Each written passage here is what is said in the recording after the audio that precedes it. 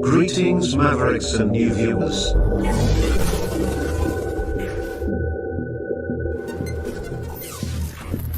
Tonight, direct and live from the Maverick News Network World Studios. This is Maverick News with Rick Walker.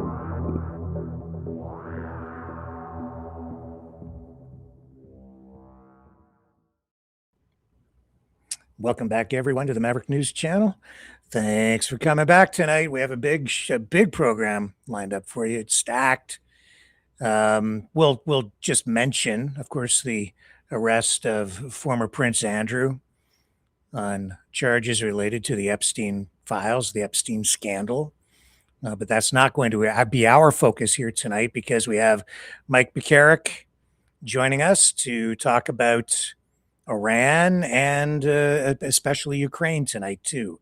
And so we will be tapping into his expertise, and he will help us understand where we are at with both of those conflicts and situations, because we haven't really been talking very much about either of those stories as they have been developing in quite a number of days, nights. So it's time for an update, and we'll also touch on today's other top news stories of the day. So stay with me. We'll come right back and start digging into it on the other side of this. Brightleaf Innovations is excited to offer our newest investment opportunity, the Turn Easy Bed Storage Solution. Turns with a touch, spins all the way around. Every little thing you need is easy to be found. No more clutter, no more mess on the floor. Just spin it, reach it, you don't search anymore. Turn Easy Bed, spin your world around. Storage made simple, the best you found. Shelves your way, keep the mess away. Charge it, store it, night or day.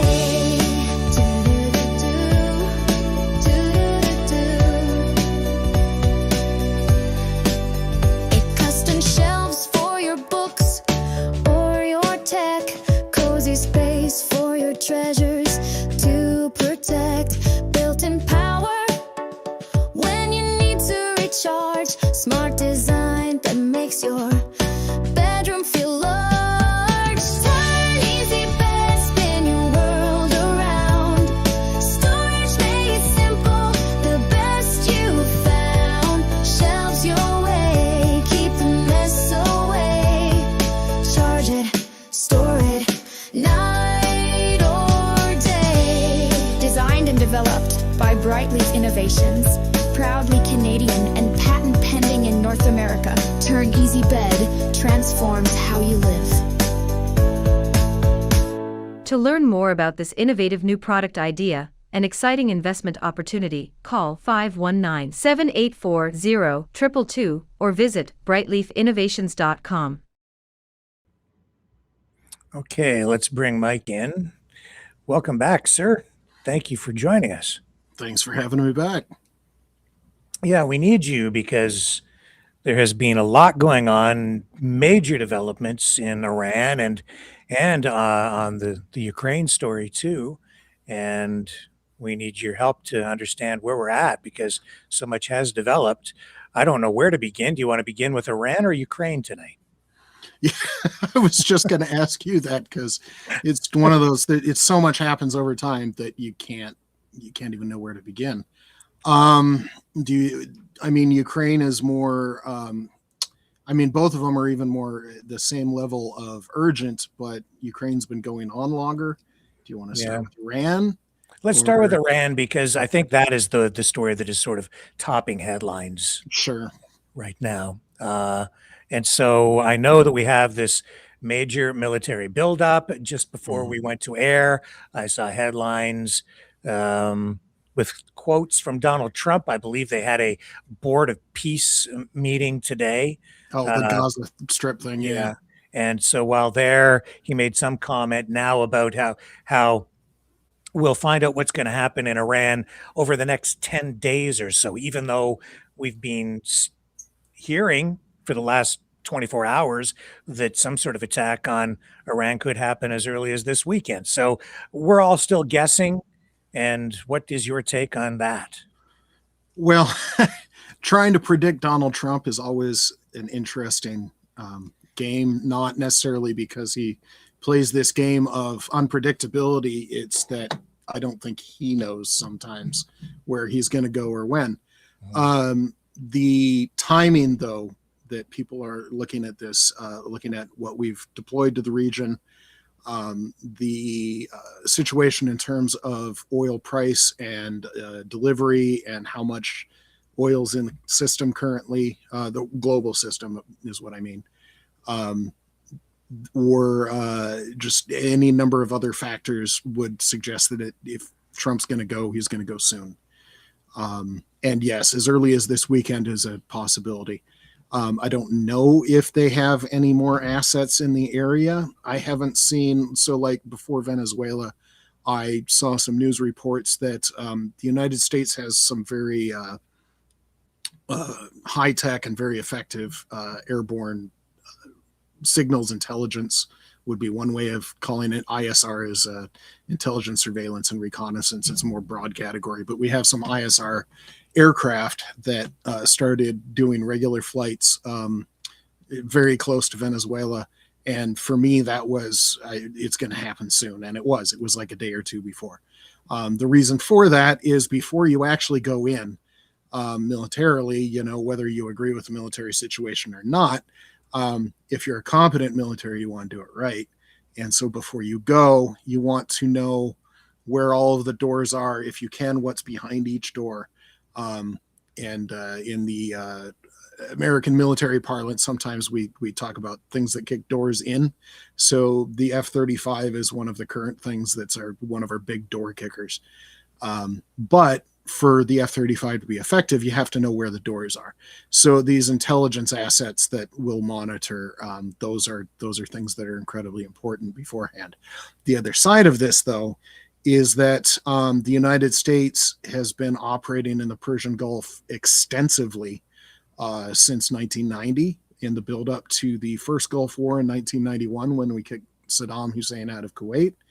And we've been operating there ever since, and very heavily since, obviously, 2001 after the 9/11 attacks. What that means is we've had ISR assets in the region for, 35 years at this point. We have a very deep understanding of where Iran keeps all of their things. And we have a very deep understanding of how to go in. Sometimes this surprises people, but one of the jobs of the military, I actually don't understand why this surprises people, because when you think about it, a competent military, one of their jobs during peacetime is to make plans, to game things out, and literally sometimes they will play games. They're highly detailed. Simulations might be a better word than games, for any number of possible future situations. So, you know, do we need to defend Taiwan against China? Do we need to defend Vietnam against China? Is India and Pakistan going to go really hot? Is China going to do something weird that will affect Indonesia and Australia, or, you know, Japan or South Korea? Is North Korea going to invade South Korea again?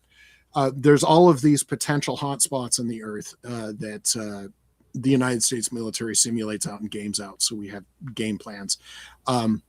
The thing that with the ISR assets and the American military presence in the Middle East for 30-ish years, we've been game planning this out for a long time.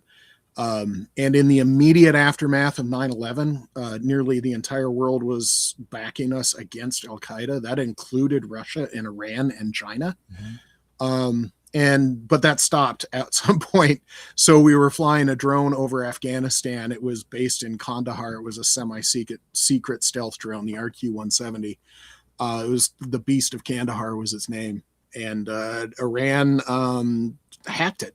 They got into the control signal and they took control of the drone and landed on a Iranian airfield and captured it, and then They claim they cloned it. I don't know how successfully they did that, but it's just as an example of how things started to turn.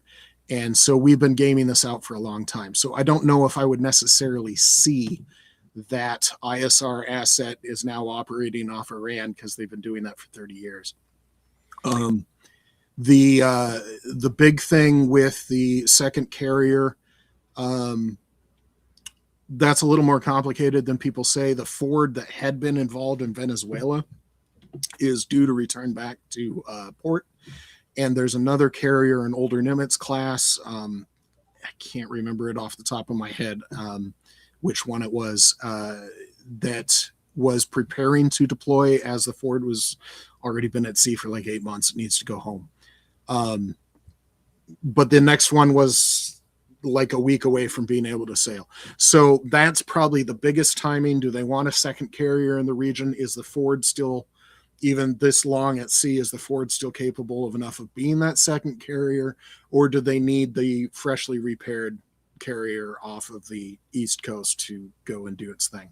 But yesterday I saw a report that the Ford had been off the coast of Morocco at the end of, I believe, Tuesday night. So it's probably getting pretty close to the Eastern Med. Whether it crosses through the Suez Canal or not is an open question. So that's probably the final piece if they're waiting for a second carrier, but they don't really need one, if that makes sense. So if you want to pull up any of those maps of the Middle East that I sent, Sure. Sometimes it's easier to understand what's going on if you've got a map. Probably the one with the U.S. bases on it. Let me see here if I have the right ones. I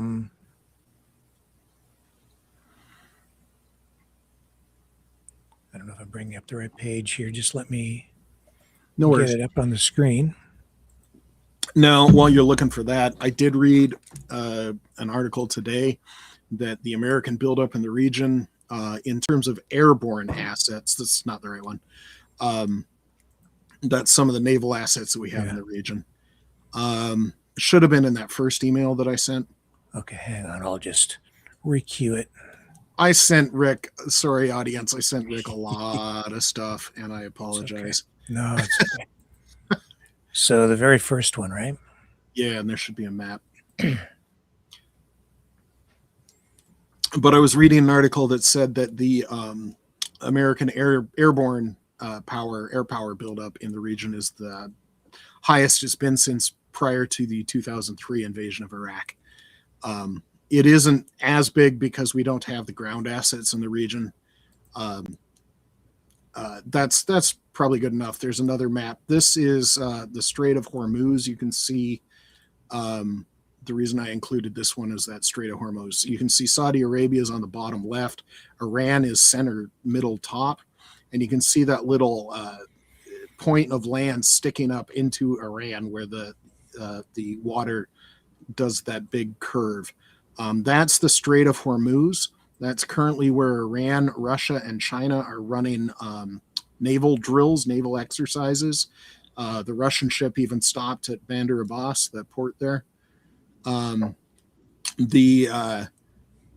Those exercises, Iran closed down the Straits of Hormuz, and that is where a significant fraction of the world's oil supply sails through, because you've got all the Saudi ports, you've got further to the northwest, you've got Kuwait and Iraq. Of course, Iran has some oil exports, but all of the Middle East, the UAE, Qatar, Saudi Arabia, Bahrain, all of those Middle East oil states. A lot of the oil that we use every day goes through the Strait of Hormuz, so it's kind of a big deal. Now, right more or less in the middle of that picture, you see Bahrain and Qatar. Those are two of our biggest military bases. In Qatar, we have Al Udeid Air Base. In Bahrain, there's a big naval base there. There's another one in the UAE that's another air base, the United Arab Emirates. But you can see how close it is, where we've got Qatar is one of the biggest air bases the United States has. We built it up over time after 9/11. We started from bare sand, and now it's just a giant base. If you ever want to look up on satellite imagery, it's a big base. Can hold a lot of air assets. There's F-16s, F-35s, F-15s. There might or might not be B-1s. The B-1 bombers stage out of there regularly.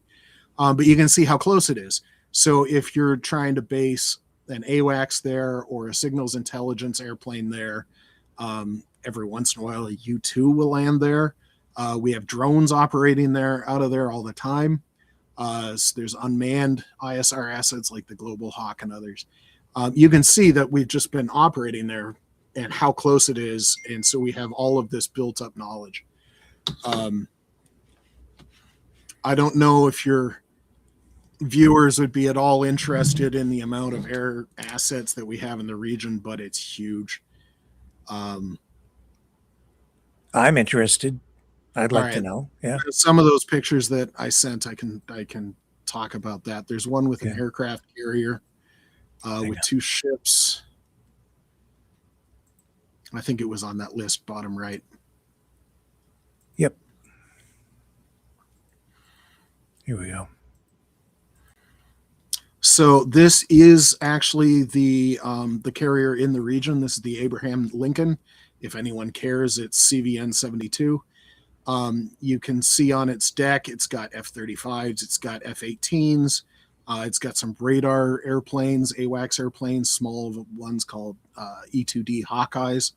The 3 other ships, that front one is a Ticonderoga class cruiser with 122 vertical launch missile cells, and behind it are 2 Burke destroyers with 96 vertical launch cells each. Those and other areas, naval assets in the area, we have something like 600 Tomahawk missiles ready and locked and loaded, as you might say. So this is just 4 ships, and I think we have something like 36 ships in the region currently. That aircraft carrier will have roughly 75 aircraft on it. It will vary. The carrier air group will vary between 60 and 80 aircraft. So what's on it at any given time, I couldn't tell you, but they usually operate with 70 to 75 aircraft just normally. But each one of those aircraft with precision munitions it's devastating. If you can get a squadron of F-35s off of an aircraft carrier as stealth strike. One of the reasons this is important is I read an article today that the United Kingdom might deny America basing rights for this military action out of Diego Garcia, which is out in the Indian Ocean, is pretty far away.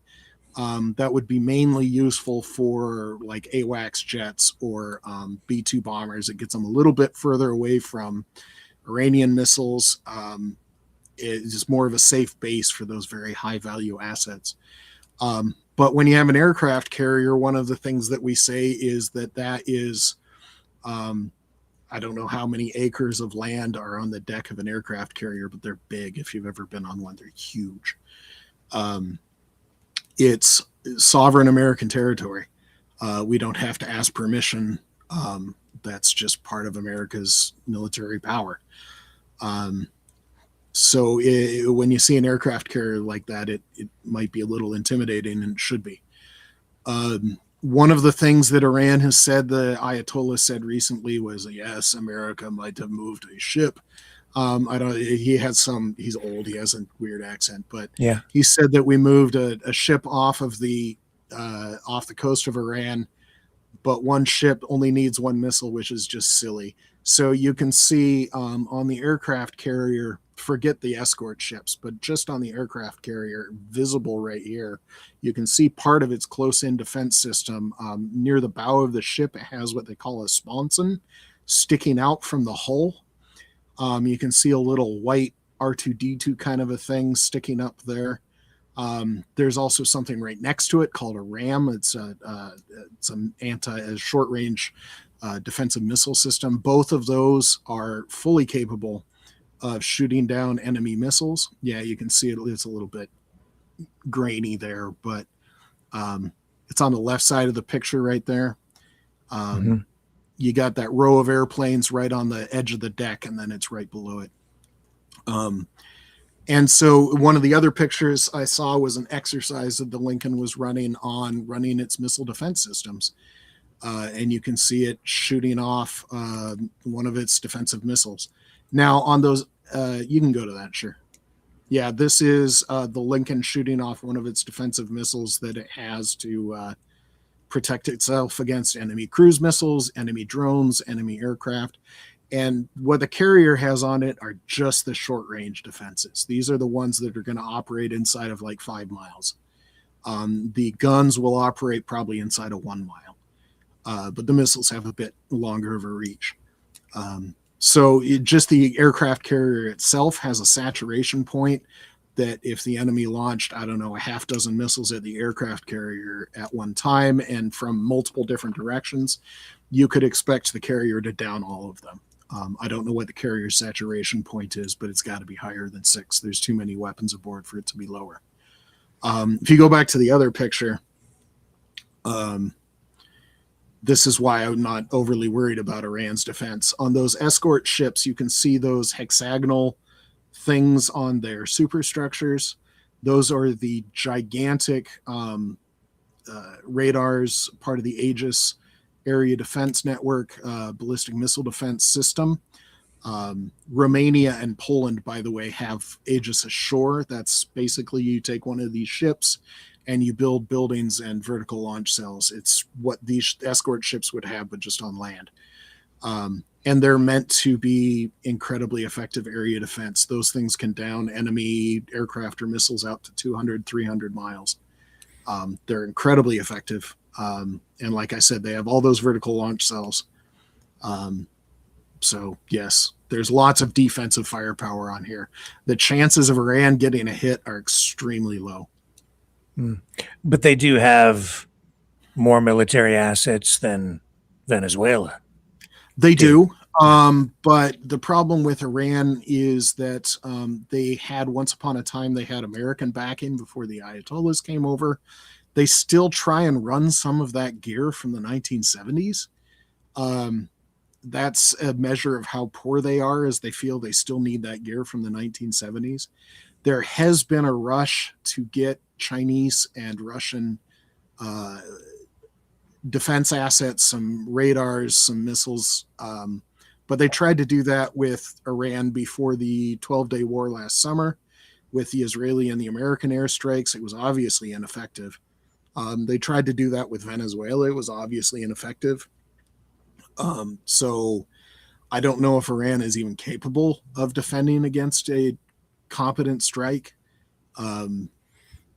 That's why Trump is probably leaning on this, is that the military power we have in the region is vast and incredibly powerful. So can we just rewind back to June for a moment? Because that's when Operation Midnight Hammer happened. And, Trump said that the nuclear program in Iran had been devastated, completely destroyed. Pete Hegseth,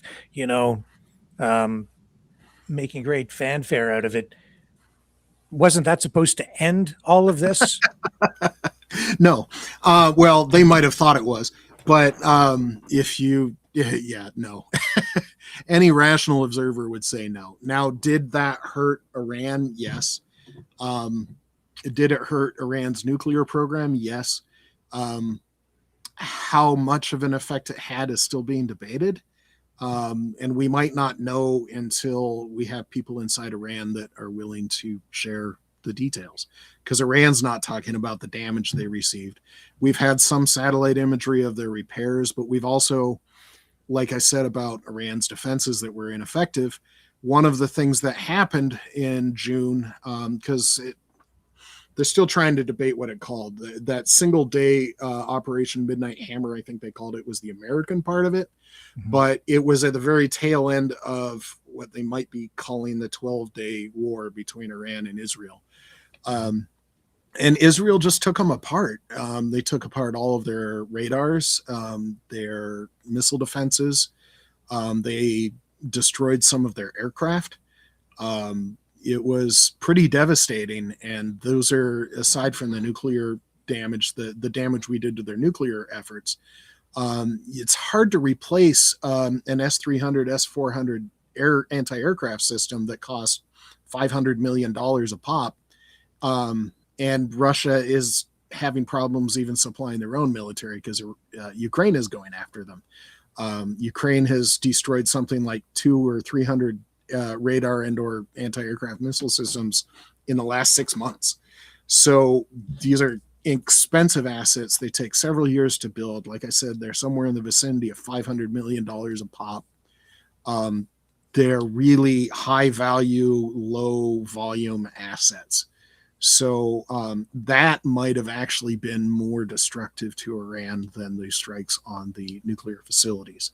If they still have the 60% enriched uranium, because you can't destroy that with a bomb, rebuilding whatever method they're going to use to further enrich that, or having the scientists capable of designing an effective weapon, those can be pretty difficult to destroy with bombs. So yeah, did we hurt their nuclear efforts? Yes. Did we destroy it? I would say almost certainly not. So short version to end the question. And I'm of the view that it would be a really bad thing for Iran to acquire nuclear weapons. Yeah. Very destabilizing. I wouldn't trust them with the weapons. So I You- certainly understand the efforts to a homicidal religious fanatic in charge of nuclear weapons is probably something that no sane person on the planet wants. Yeah. And there's a reason why people like Russia and China are actually involved in these nuclear negotiations with Iran on the side of, maybe we don't need to have Iran with a nuclear weapon. Mm-hmm. So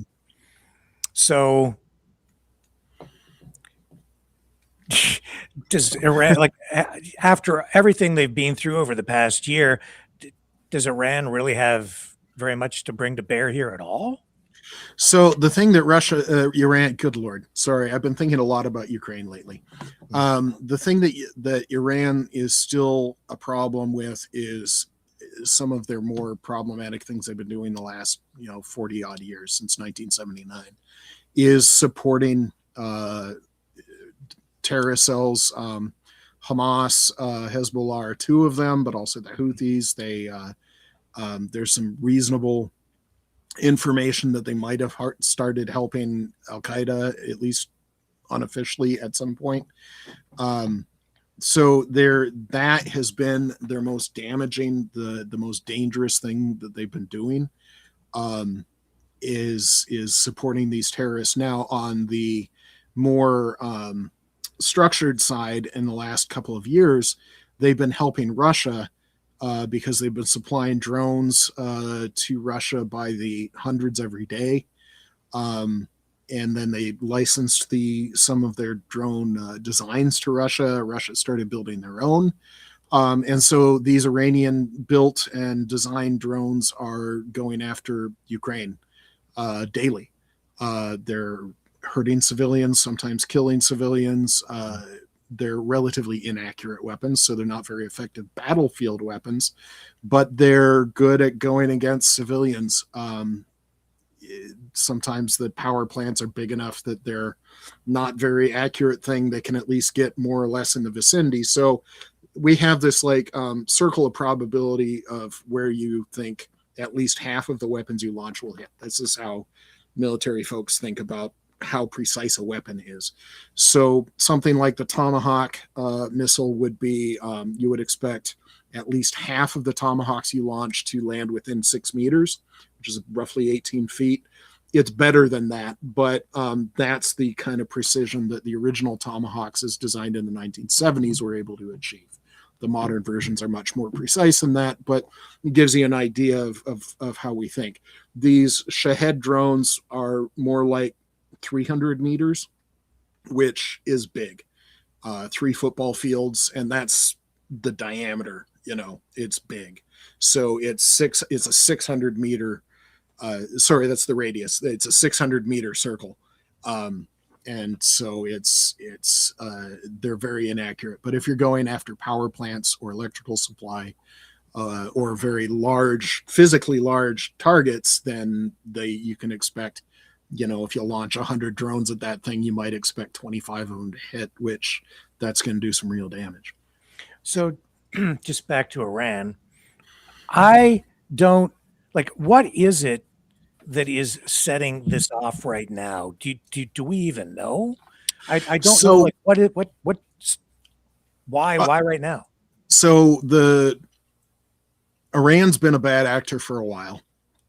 And the history of Americans saying, yeah, we need to take out Iran is long. I mean, even a guy I respect back in the 2016 presidential campaign, John McCain, was saying, was it 2016 or 2008?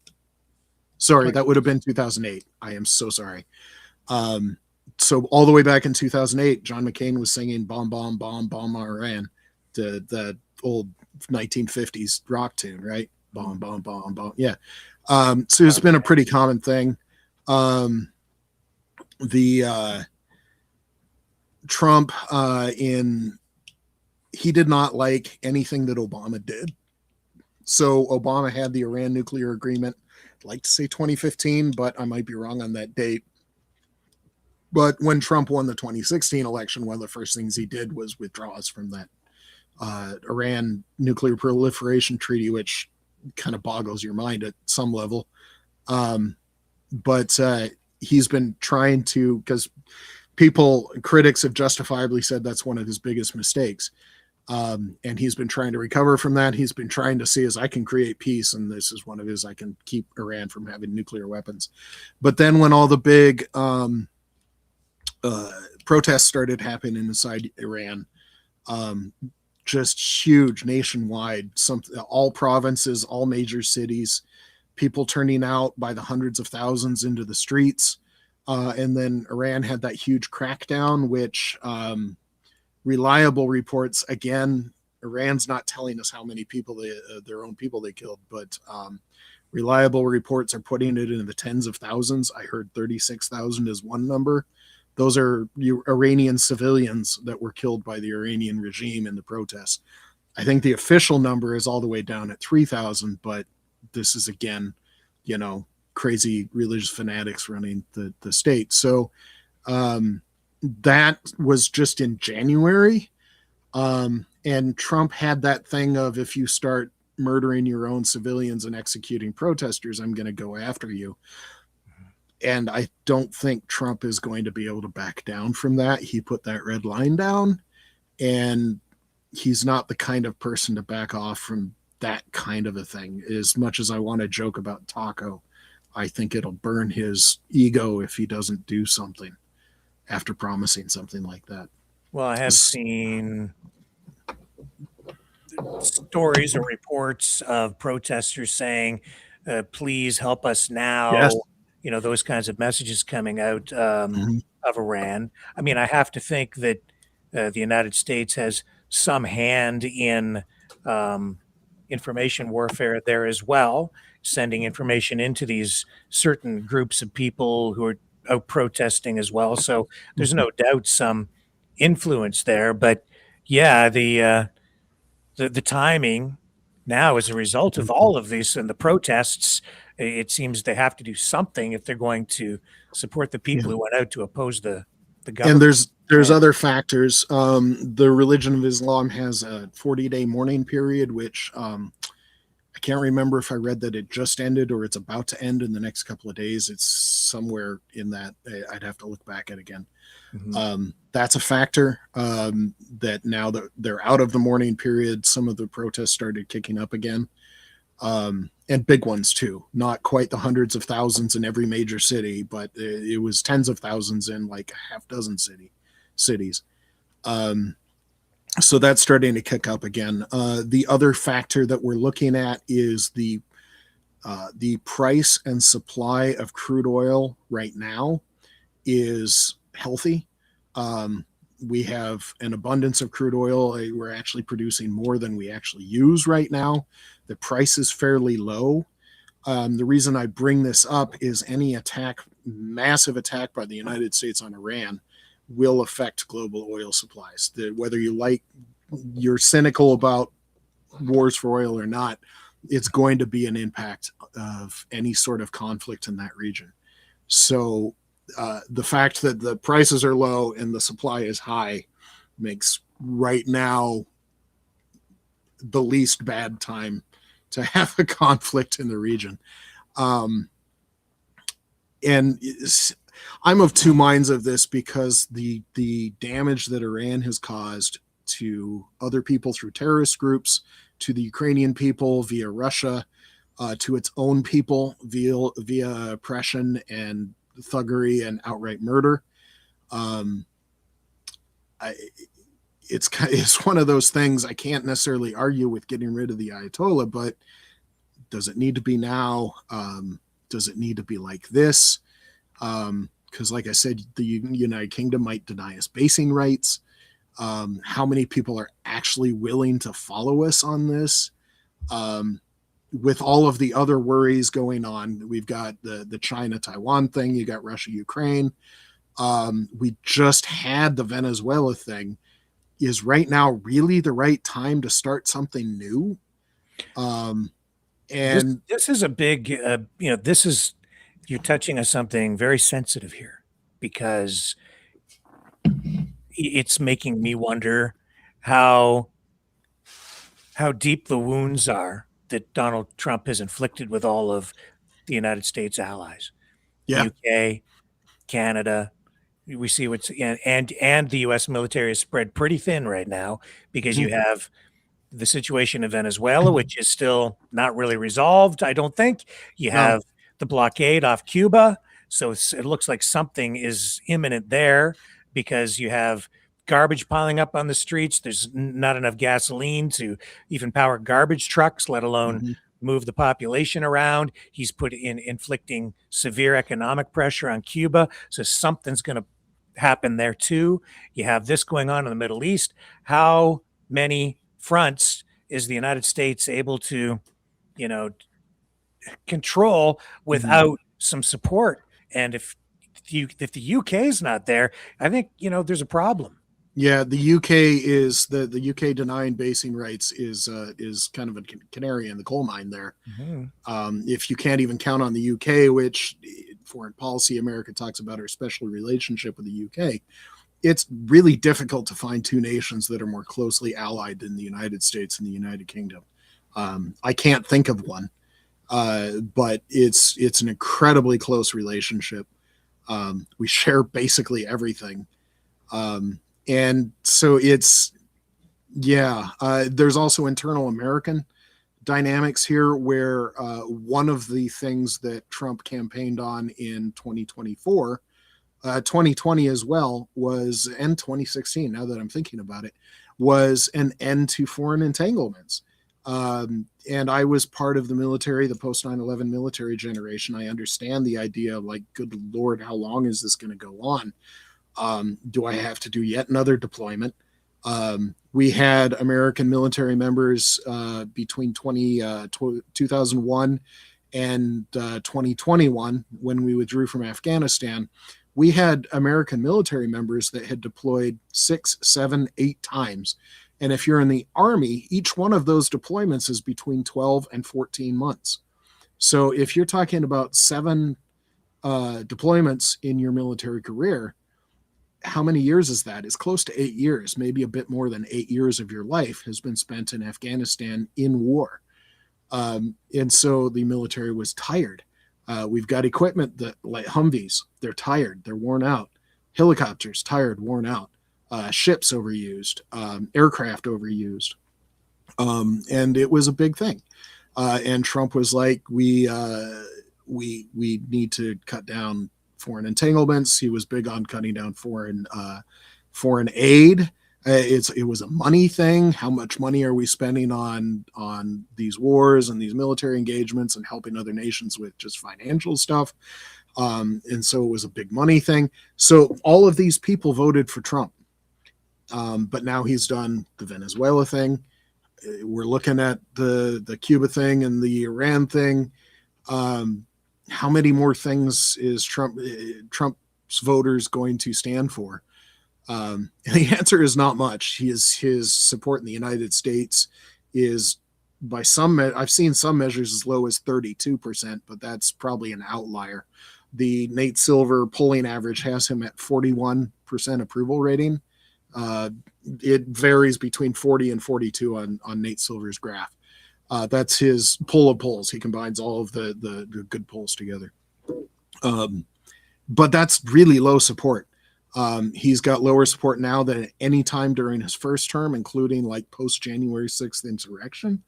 And he's got a midterm coming up in 2025. The opposition party, the Democrats, won all kinds of special elections, and not even by small margins. There was a state election in Texas that was an area that Trump won by some ungodly amount.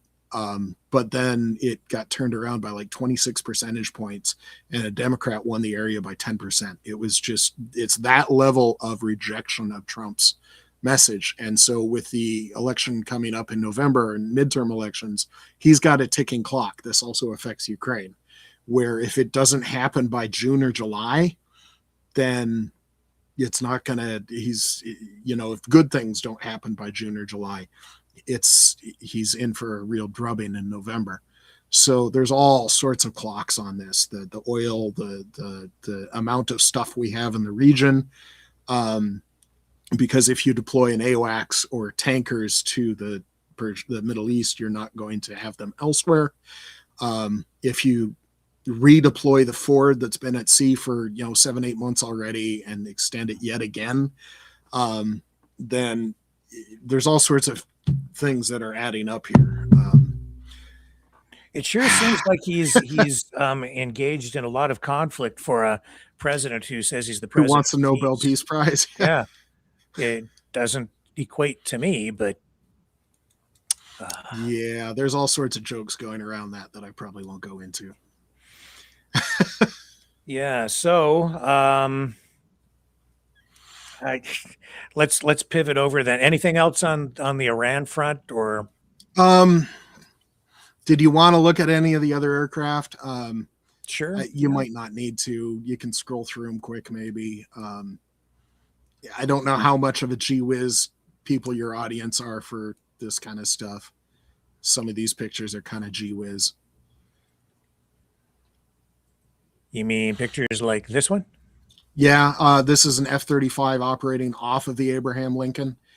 This is the C model that it has beefier landing gear and that tail hook, and it's got, you can't really see from this direction, but it's got bigger wings because it needs better low-speed flight characteristics to allow aircraft carrier operations. But it's incredibly stealthy. It carries all its weapons internally. It's got a sensor suite that we recently found out in the Venezuela action, that F-35s were actually part of what hacked into Venezuelan air defenses. They got into their radar systems and did several things. They either painted a picture on their radar screens as nothing was happening, nothing to see here, or they painted something completely fake, like there were airplanes over here, there were never airplanes over there. But the F-35s fulfilled one of their electronic warfare roles, which is cyber attack on Venezuelan air defenses. So when you look at this jet, you might just see a jet landing on an aircraft carrier with the Super Hornets loaded down in the background. But there's a lot to this jet. It's formidable. Yeah, and I saw that Canada is not getting much attention, but is committed to purchasing 14 more, even though the review of the purchase of new fighter jets to replace our CF-18s is still proceeding. An additional 14 are now in the pipeline. I mean, we can pivot to that quick because I think this is actually important to Canada. Trump's not going to be in office forever. If you commit to purchase an F-35 right now, you might see that like it right now in the spring of 2026, because these are long lead time items. The factory in Texas is cranking out about 200 jets a year. Canada is not the only customer. there's a lot of nations buying this jet. So if you order one now, you might see that jet in 2 or 3 years. So 2 or 3 years from now, Trump will be out of office or on his way out. So, and given his poll numbers, somebody else much better will replace him. So in terms of long lead items, worrying about dealing with the United States, well, you're not going to get your F-35s until Trump is gone anyway, even if you order them right now. The other flip side of this, so just in terms of Canada having effective jets, I think Canada should buy these. The flip side of that is I really do like the idea of Canada buying the Saab Gripens, not because I think the Saab Gripen is a good jet. It is a good jet, but it's not the F-35. The good part about that is the Saab deal includes a fighter production line inside of Canada. And we also know that Saab has begun work already on a Generation 5 or Generation 6 jet. And if you have a Saab fighter production line inside of Canada, that could transition into Saab's new jet, not the Gripen. Again, if you order the Saab Gripen with that production line right now, the production line hasn't begun construction yet. We learned this because we built a brand new F-16 production line in South Carolina. F-16s used to be made at the Texas plant that builds the F-35s now. We halted F-16 production there in 2017 and broke new ground on a brand new production facility in South Carolina just for F-16s. That did not see its first jet delivered until like 2023. Now, COVID was in there, but if you break ground on a brand new production facility, you might see your first jet 4 years after you break ground, maybe. So you're talking, there's long lead times here. So even if you make the decision now, you're talking years before you see anything. Yeah, I understand that the first jets of the first 16 that Canada committed to are supposed to arrive somewhere later this year. But these additional 14 will take additional time. Well, and the first Canadian pilots training on the F-35 arrived, I think, in Arizona was the facility they were training at. I might be wrong on that location. Somewhere in the U.S. Is the F-35 training facility. So most of the foreign pilots come over there. There's training facilities in Europe as well. And there's one in South Korea now that I'm thinking about it. But the Canadian pilots arrived at the training facilities in May of 2025. So almost a year ago at this point. They're probably, if they're not done with training already, because these were probably experienced CF-18 pilots already. If they're not done with training already, they probably will be soon. So you're just starting to see your first F-35 trained pilots. So what are we looking at here? This is an F-16. Speaking of F-16s, the reason I sent this is that what Iran has is massive numbers, and we're talking thousands of not very precise, but like I said, if you launch 300 of them at a big target, you can expect at least some of them to hit and do some real damage. And there's a lot of them. And one of the things that the Shaheds have is going for them is they're inexpensive. You can build one of those for less than $50,000 a pop, which might sound expensive to you and I on our personal finance level, but on this jet, not on the inset, but you can see on the wingtips of the F-16 there, you can see a missile. That's an AMRAAM missile. Each one of those missiles is about $1 million. So one of the things you don't want to do is shoot down a $50,000 drone with a $1 million missile. That doesn't make a lot of sense. So one of the things that we came up with on the inset, these are the old unguided 7.5 centimeter or 75 millimeter unguided rockets.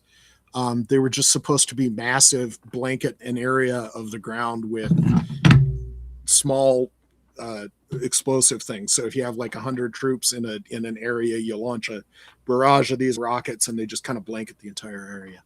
What they did though is combined with that inset, you can see underneath of the intake scoop, right underneath of the cockpit, you can see there's a little pod thing there. Is that blue at the tip? That is a laser guidance pod. Mm-hmm. And what they did on those unguided rockets is they added laser guidance to them. That's why they stick out a little bit from their launchers. The normal unguided rockets are flush. You can't see the tips, but they added in a laser guidance section. So these are now precision weapons, and they are used to go after enemy drones, low-cost drones. And these are not expensive. These are $20,000 rockets with maybe a $5,000 add-in. So these rockets are precise. They're great for air-to-air kills at short range out to 2 miles.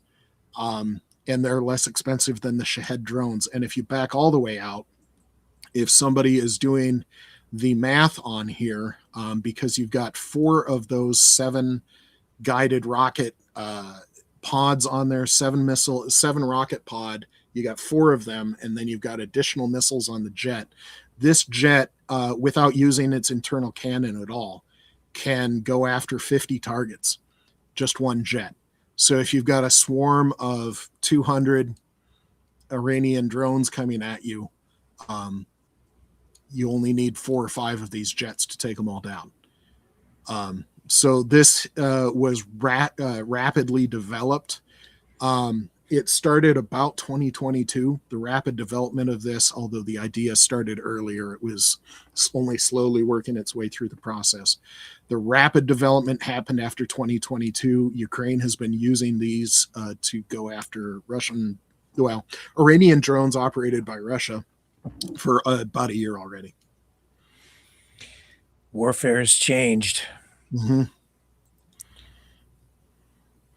This is an AWACS jet. You can see how big that radar is on the top.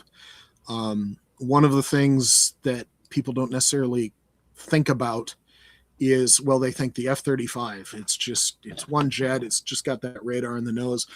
But these jets are designed to act in concert with other jets. And one of the things they act in concert with is this AWACS that has this giant radar on top. It's got 20 people inside looking at different kinds of screens that bring in different data streams, because now with the encrypted data links, they can actually see what the F-35 radar sees as well. And you can see underneath of its chin and on its sides, it's got extra antennas. There's more things on this jet you can't quite see from this angle. There's a lot in this jet. And it's battle space management. It can see 300-400 miles with that giant radar. These are starting to age out. We're starting to buy new ones with better radars, but these are still effective. And one of the reasons I think that we might go into Iran sooner rather than later is several of these started transiting to the Persian Gulf. Some of them landed in Crete. They departed RAF Mildenhall in the United Kingdom a couple of days ago. Where they end up, we're not sure yet. So, yeah, I think Trump signed an executive order to prevent that giant antenna from picking up ABC and the Jimmy Kimmel Show. Now it's exclusively Newsmax and Fox. Yeah, you can't watch the James Tallarico, Stephen Colbert interview either. Yeah, banned for the military. What are we looking at here? This is another electronic warfare jet, because one of the things you have to do is this is one thing that Russia never did. On paper, Russia should have done this to Ukraine in as quickly as we did it to Iran last summer or Venezuela more recently. Is you simply shut down enemy air defenses.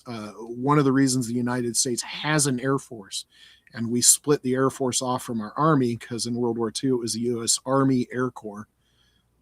We split off the Air Force, is we recognized that aerial warfare was its own battle space. And for other things to work, again, it's not just this jet or this infantryman or this tank. Everything is supposed to work together. For the tanks and the infantry to work as well as they can, you need to own the sky. And this is, along with the AWACS and the ISR assets and the F-35s, this is another one of those jets that helps you own the sky. You can see on its wingtips, it's got electronic warfare pods. It's got a big missile on the wing. This is what they call a HARM, which is a high-speed anti-radar missile. It sees the enemy radar, and it attacks the enemy radar. It homes in on the enemy's radar signals. So it basically uses the enemy radar against them. And then inside of that, you've got an even bigger, more high-powered electronic warfare pod. Inside of that, it's actually a fuel tank. It's a 400-gallon fuel tank.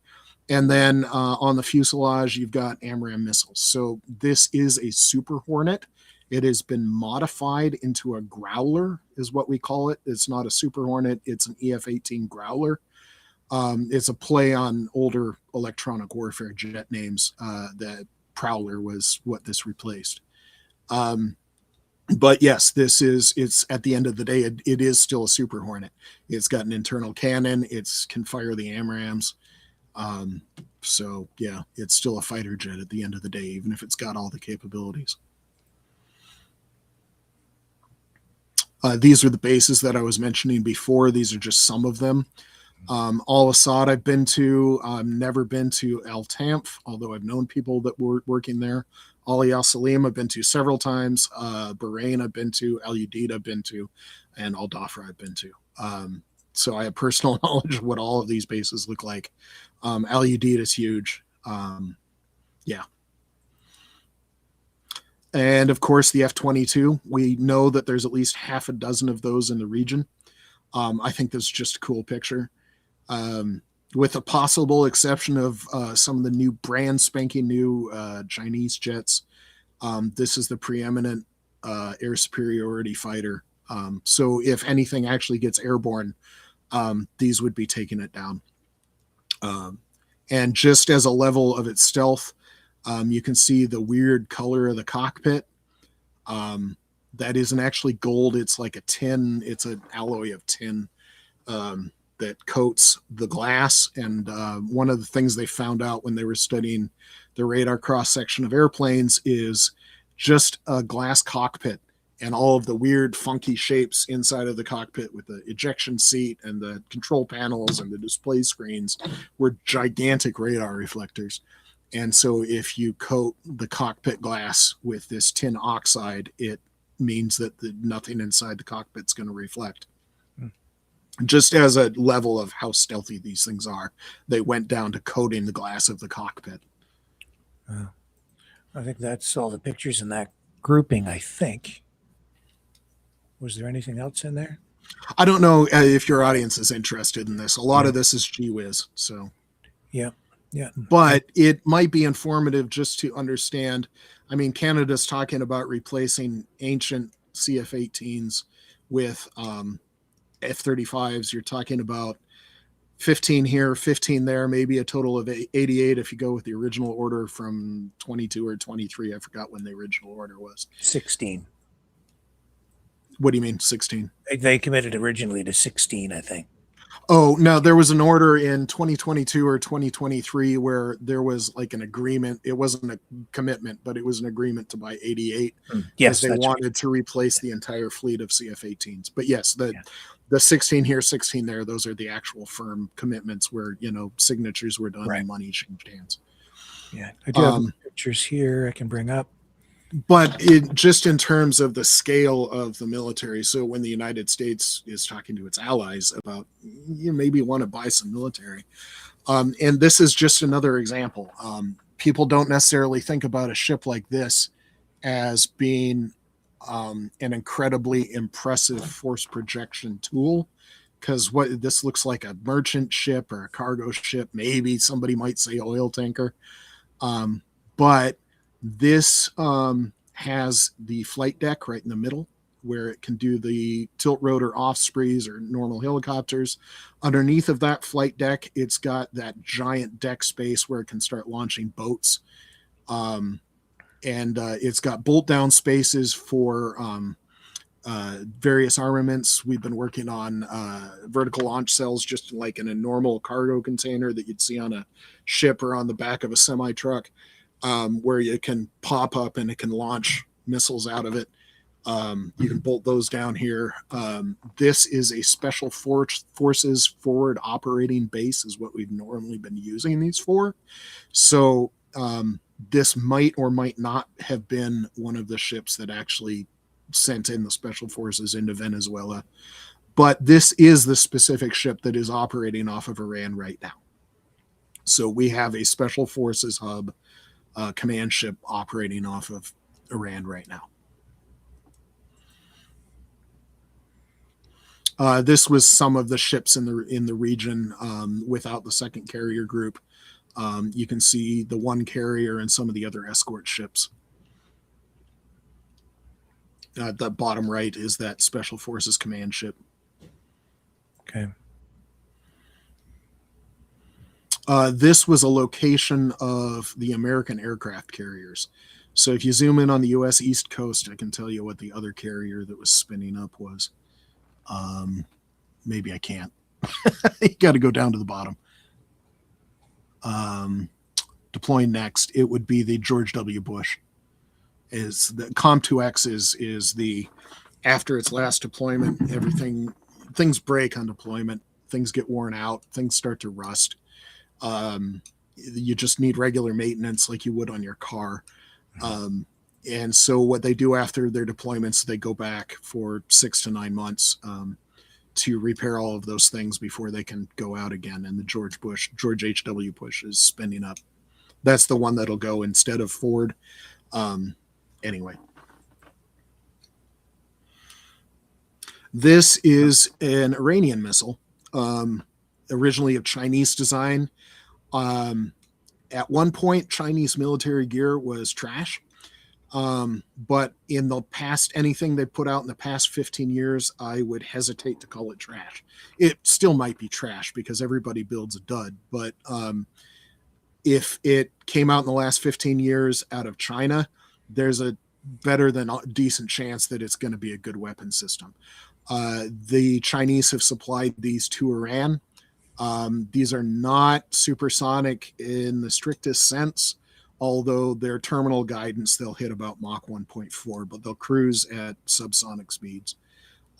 This is probably a very dangerous missile. If I was a naval commander, this would be what I'd worry about. Iran doesn't have very many big ships, but they have a lot of these missiles, probably several hundred. And that's the end of that grouping too. Okay, so were there more pictures? Probably not of Iran. I'm kind of overloading your audience. I'm so sorry. No, that's okay. Let's take a little break then, and when we come back, we'll shift gears and we can talk about Ukraine. Cool. All right. Stay with us. More on the other side of this.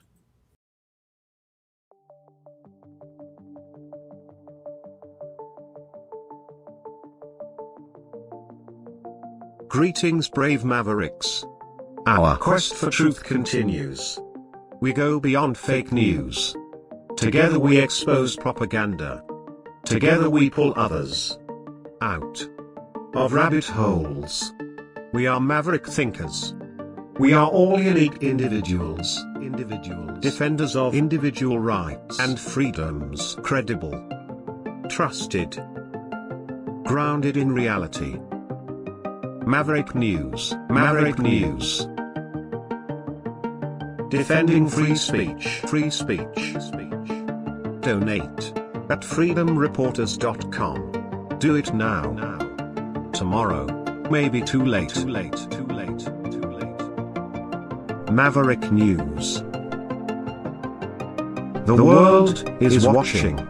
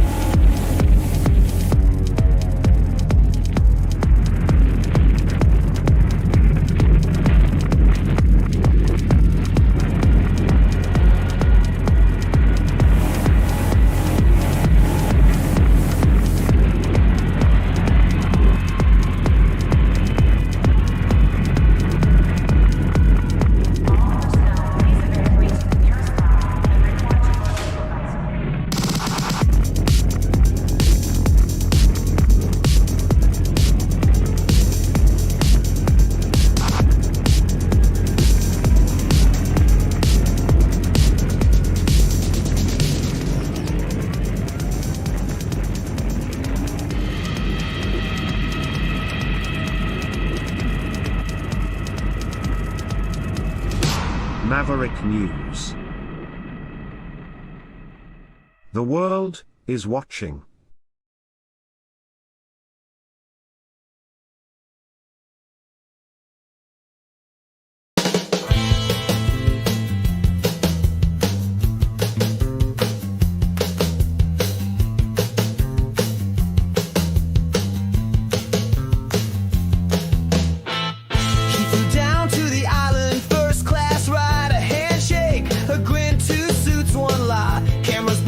They both look clean, but the guest list redacted, if you know what I mean.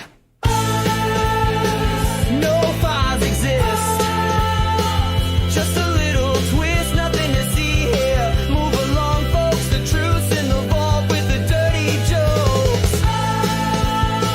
No names released, justice deceased to protect the victims. And Donald Trump, shh, don't say the name, you'll get dumped.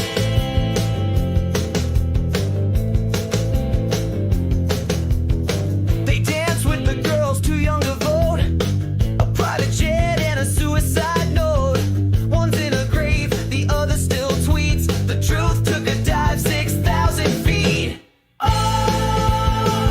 The cameras broke, that's not a joke. The guards were napping, the logs were gone, and everyone smiled like nothing's wrong.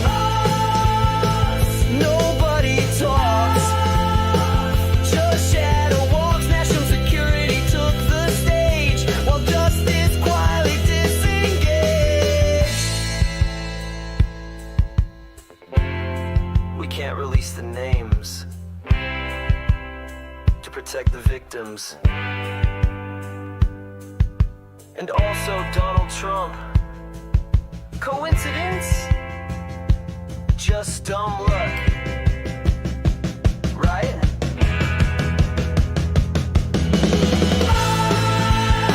Another sealed file. That crocodile smile. We did our best, says the DOJ, while the truth just fades away. Another new spin. No one will win except the rich guys with gold ID cards and closets full of secrets behind steel bars. Just a little glitch, a billionaire's privilege. That's the sound of the case closed.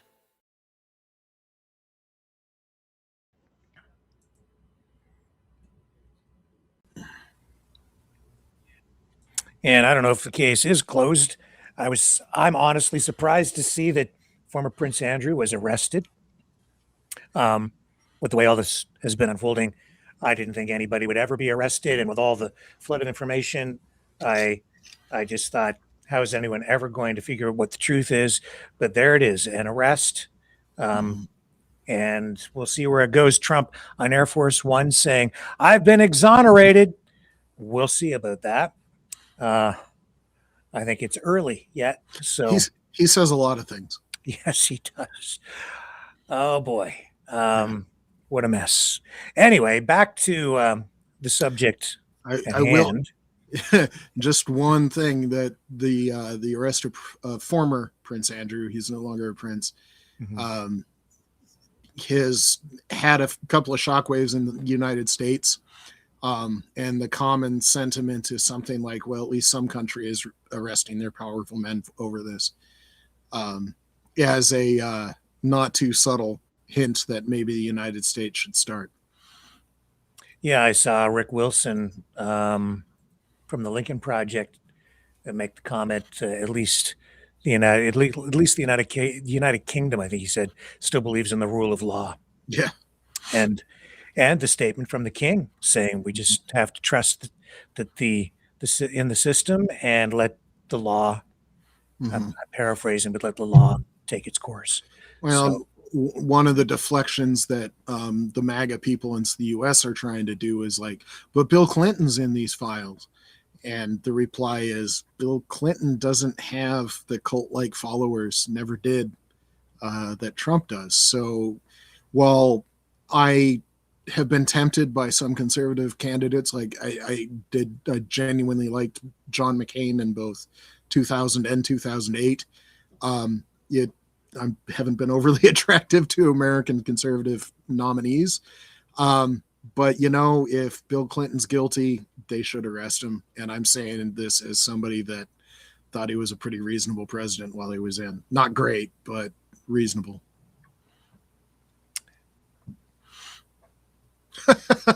The last time the United States had a balanced budget was in 1998, 1999. Bill Clinton was president. So, yeah. All I can say is 3 million documents. That's more than I can read. So, yeah. Well, and that's not even it. I think that's like less than half of the actual documents. That's just what's been released. Right. Sorry, I didn't mean to go off on Epstein, but there's so much in the news right now that kind of annoys me and makes me mad. Yeah. And it's, it all ties together. It has an impact on all of this and alliances and people, whether they support, institutions, whether they have trust in government, and whether they continue to support even Ukraine, because it can deteriorate or erode trust in everything. Yes. And I should preface what I say next by saying I haven't confirmed this, but what I read sounded reasonable, and it seemed to add up that with the timing of Jeffrey Epstein's rise and his initial influx of money, there seems to be credible evidence that he was heavily involved in the Iran-Contra affair in 1986. And that had all sorts of weird ties to the former Soviet Union, of course, the Iranian regime, and then the weird rebels and governments in Central America. That was a mess. I don't know how many people even remember that anymore, but people went to jail over that one. Yeah. That was the Reagan era. 1986. Yeah. Yep. So where are we at with Ukraine? I know that they had another round of peace negotiations just another round. And I mean, going around and around and around in circles, it just doesn't seem to go anywhere. So I think with this, I want to start off with, because one of the things that Russia's trying to do, and I think they either have, I don't quite know how to characterize Trump's role in this, or Steve Witkoff's, or Jared Kushner's. Are they useful idiots for Russia? Are they knowing collaborators? I don't know.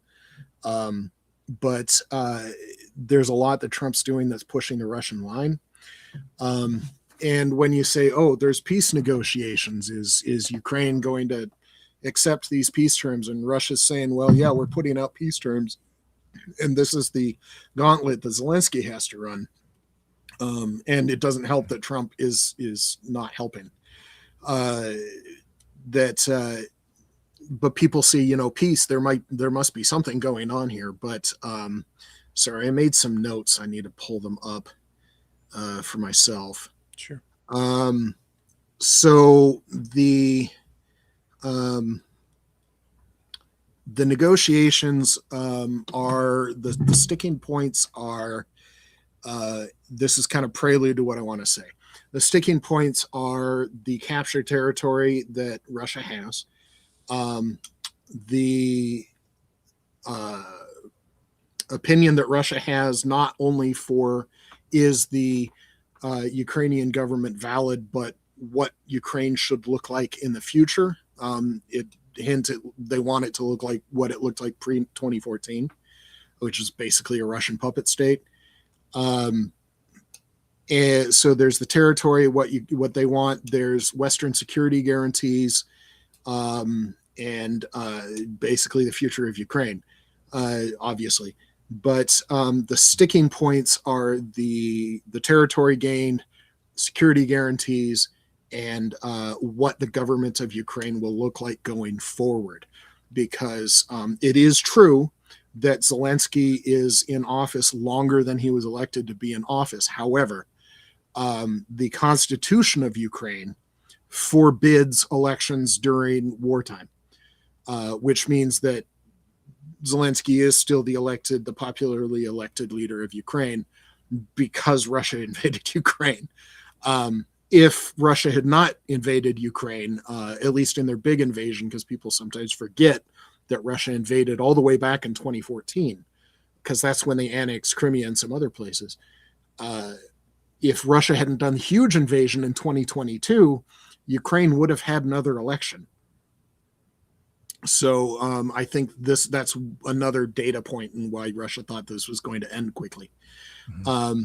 So the thing that we're looking at here is the Kremlin is discussing future elections in Ukraine, but they're trying to push the false narrative that Ukraine's under Zelensky is not legitimately elected. What they want before peace negotiations finish is they want more elections in Ukraine, which again would violate Ukraine's constitution. So that's what they're asking, is Zelensky to violate Ukraine's constitution.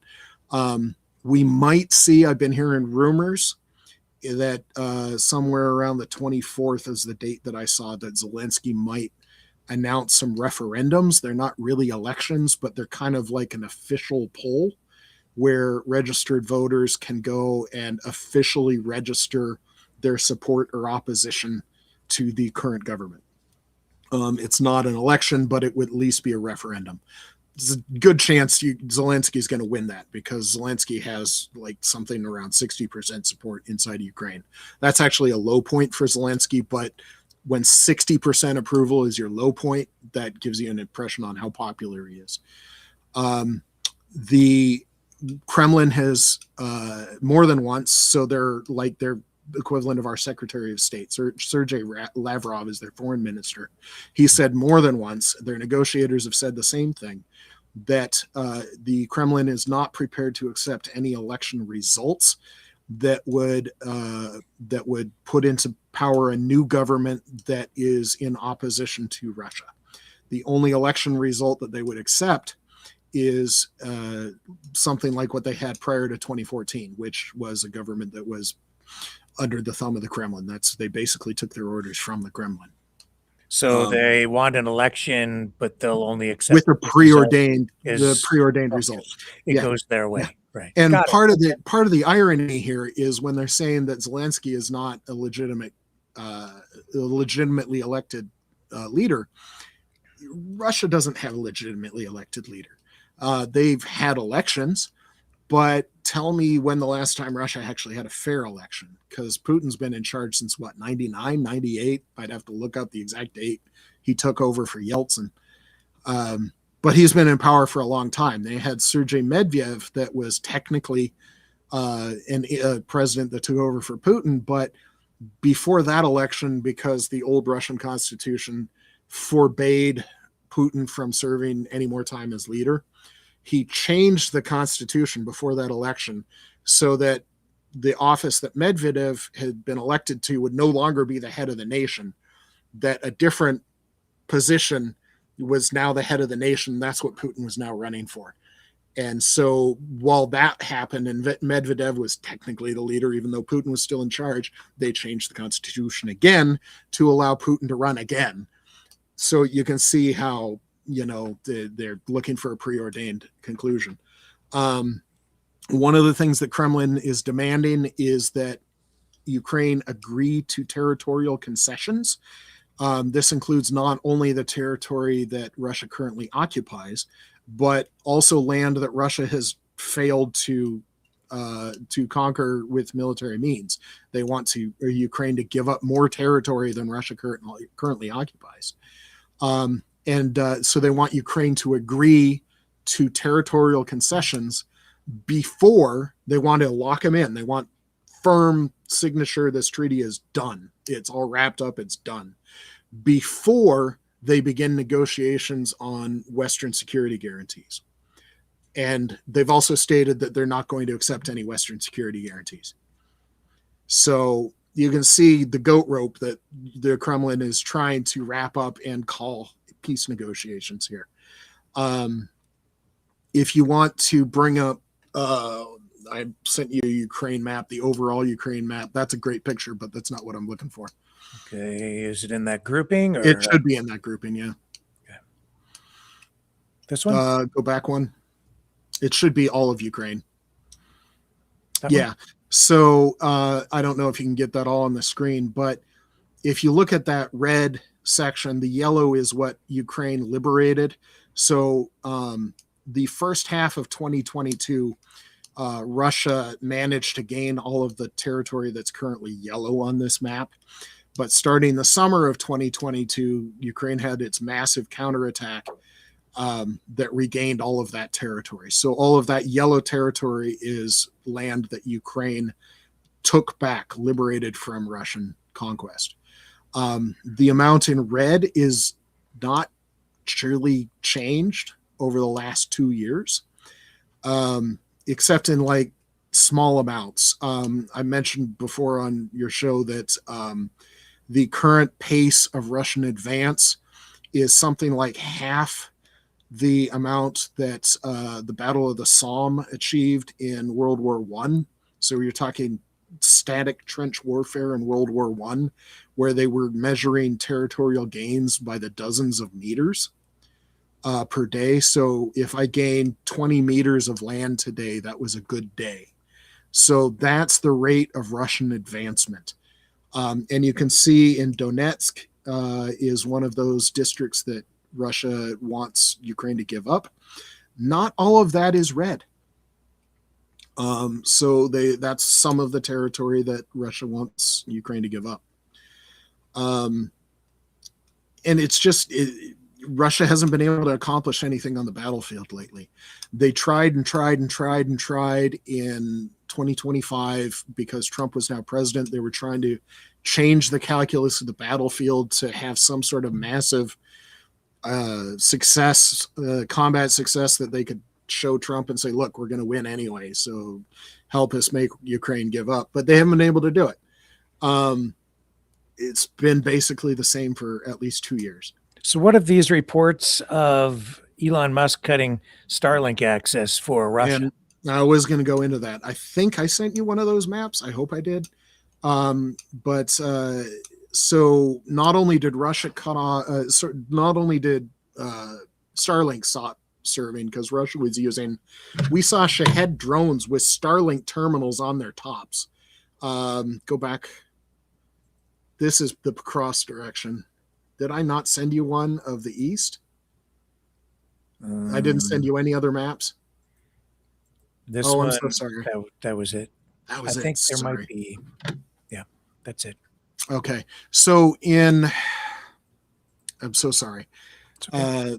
In the southeast, if you go back to the Ukraine map, the big Ukraine map,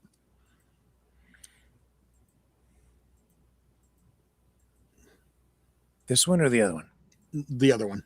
Okay, there we go. So you can see in the middle, just north of Crimea, there's that yellow section.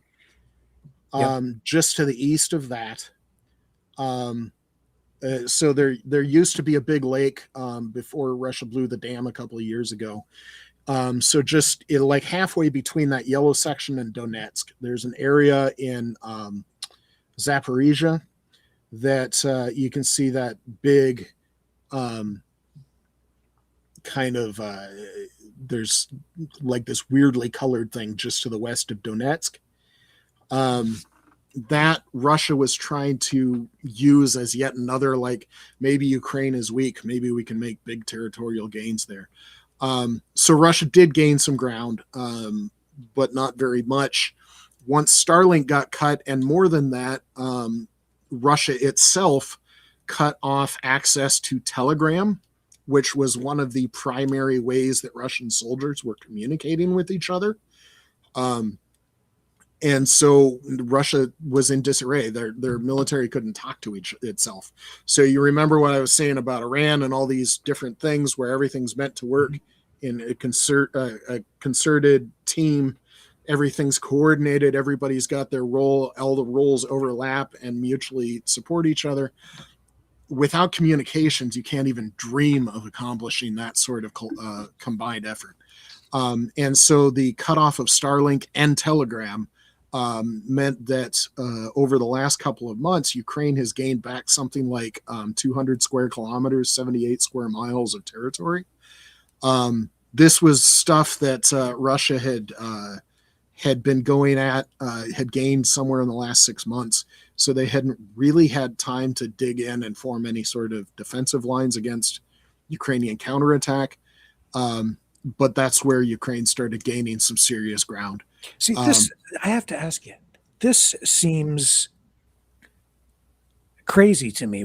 How can a power like Russia rely on a US owned satellite system like Starlink and an app like Telegram for their soldiers to Telegram was actually set up by a Russian, but yeah. It just like it seems like it's totally vulnerable to hacking, and if you're relying on a US company to supply your satellite services, what would they ever do if they did have any kind of conflict with the United States? Or well, and that's one of the things that, so how do you replace, because Starlink is thousands of low orbit communication satellites that you can triangulate off of and bounce off of, and you can do all sorts of things with that gigantic constellation of satellites. Russia was trying to replace it with what we call an aerostat, which is actually not a horrible idea, but it's a giant balloon that they're going to float to 20 or 30 miles altitude. But they only like had one of them. And if you're talking about line of sight communications, having one balloon 20 or 30 miles up versus a constellation of thousands of satellites that are 100 miles up with the curvature of the earth and line of sight, that one balloon really can't cover much territory at all. So you're right there. I don't know what they were thinking. We thought before this war that Russia was much better set up than they evidently are, because why on earth was Russia relying on American satellites to begin with? Why didn't they have their own military satellites? So it's a little bit hinky that Starlink allowed them to use it at all. That was a big success for Ukraine to say, look, you need to shut this down. They're using it to kill civilians. And if they're using your gear to commit war crimes, guess what? You are now complicit in those war crimes. So yeah. Exactly. It blows my mind that Elon Musk would even allow them to use it. Well, it's kind of a window on the moral depravity of Elon Musk that we probably don't need to explain. But yeah, I have my own questions about Elon Musk because his amount of drug use should have already disqualified him for security clearance, but he still has security clearance because he runs SpaceX. Yeah. I guess he must be well paid for the services he's being provided to Russia. Yeah. So that actually did have a big effect, but it's not the only effect. Did I send you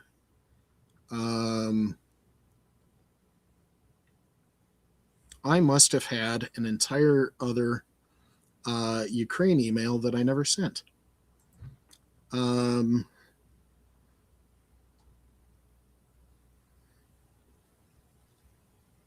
I did. Let me send you some other pics quick. Because one of them I actually did want to talk about. Some of the other ones are maybe not as important, but this one, I there you go. I am sending it.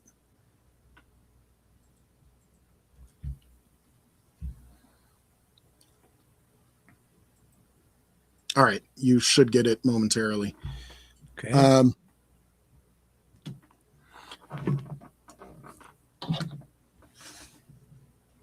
Just waiting for it to come through. No worries. So yeah, communication's a big deal. Ukraine, so Russia has the ability to, because they've got the old command economy in the old Soviet model, where they can, like the command economy thing, you will build this.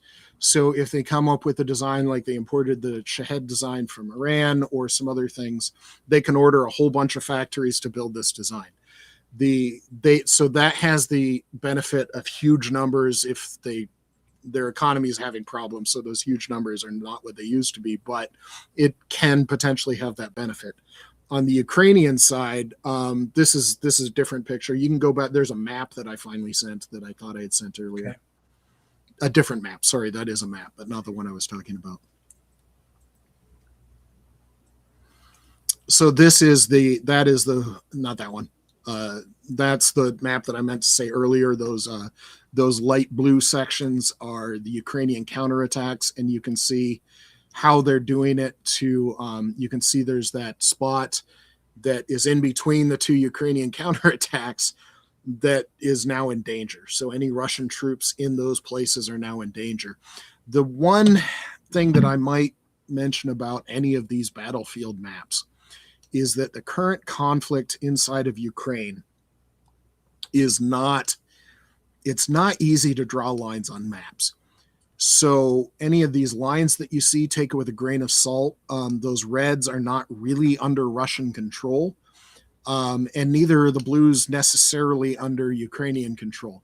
And that has to do with the fact that all of these tiny little drones can have like a 20-mile range. So that's why I'm saying that it's hard to draw these lines, because when you have these drones that can operate 20 miles in either direction of wherever you decide to draw this line, now you've got conflict on both sides of the line, and does somebody actually control that territory or not?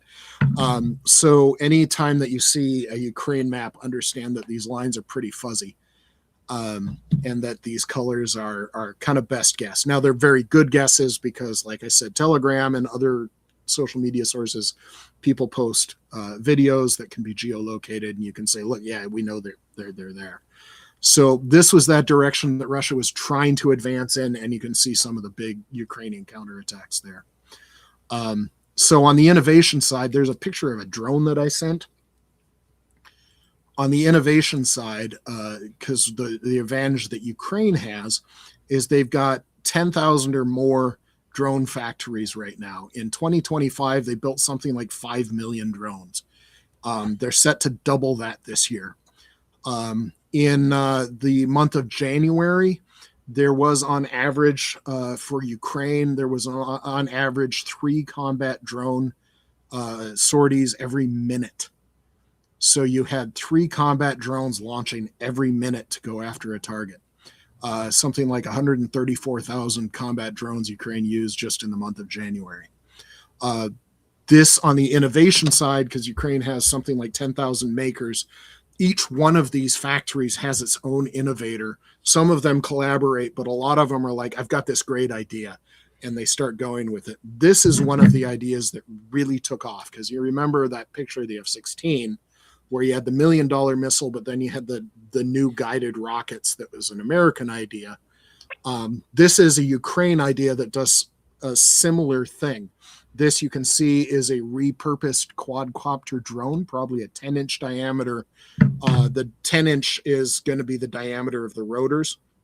So for scale, each one of those 4 rotors is going to be like this. So this is going to be maybe knee-high, thigh-high in terms of the size compared to a human being. So it's a repurposed quadcopter drone, fairly inexpensive. One of those quadcopters is $800 for a really good one.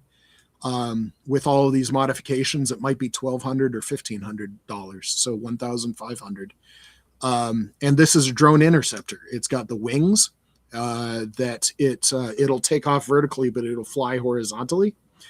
And it'll go after Shahed drones. It'll go after helicopters, which I sent you that video. It's the United Kingdom just agreed to produce 5,000 of these anti-drone drones for the Ukraine every month. There's a whole bunch of these being produced inside of Ukraine, but the United Kingdom is now building them. Poland, I think, already agreed to build them.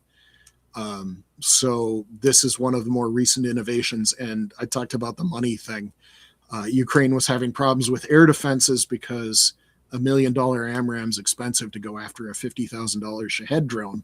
But if you can have a $1,500 modification of a cheap quadcopter drone going after a Shahed drone, you can see where this is going, where you can build these by the tens of thousands. So this is This is the video of one of these drones going after a Russian helicopter, just to prove they're not limited just to Shaheds. I don't know if it'll play or not.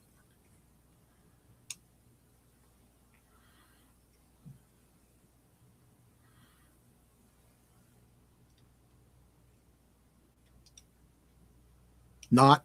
It's all right. It's kind of a cool video. There's a lot of combat video on Telegram. I've got a couple of sources that I personally know in Ukraine that send me stuff over Telegram. There's a lot. If you're ever interested, there's a lot. Yeah, that's one of the interesting things. That other map with all those red lines, we talk about how much Russia is attacking Ukraine, and they are. This was one of the nights. You can see the direction of the arrows is going away from Ukraine. These are Ukrainian long-range attacks into Russia, going after oil facilities. In the Belgorod region, that's in the top center of this map, they have been going after some power plants and some heating plants. The city of Belgorod has actually been out of power or heat for the last week or so. And they're mad. There's actually a lot of protests going on against Putin in Belgorod right now. But you can see how small that effort is compared to all the other ones, which are going after Russian airfields, Russian supply depots, railroad, but definitely oil infrastructure. December 2024 to December 2025. So just last December, there was a 34% reduction in Russia's oil revenue. That's different than the 50% reduction in their refining capacity.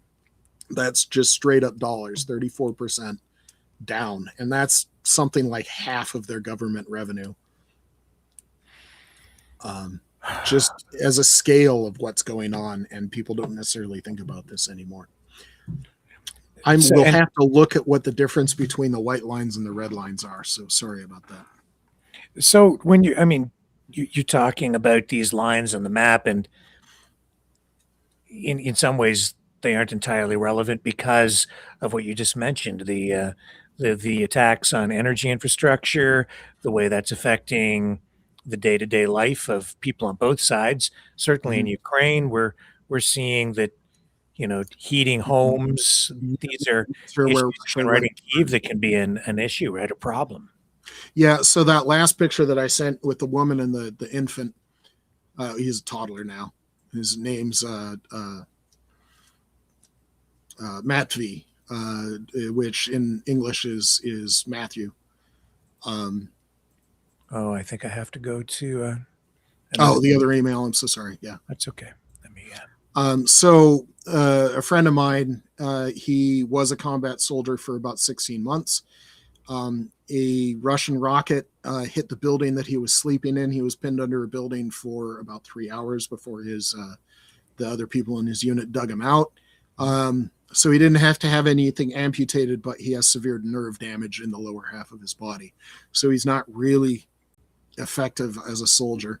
His family was in the dark and without heat, and I recently got them a power bank. And one of the things these power banks have is an LED light so they can actually see. So this is his wife and his son. His daughter is off screen. But yeah, so I sent them a power bank because just having light is at night, and they're further north probably than you. And you know how long those winter nights can be. So just having light is a thing. But this power bank can keep their their mobile devices and even like a small water kettle running. And he's hooking up solar panels to it, I think, today. Yeah, and but you can see who it's affecting. Little toddler who doesn't have heat or light. That's what it comes down to, right? Is it's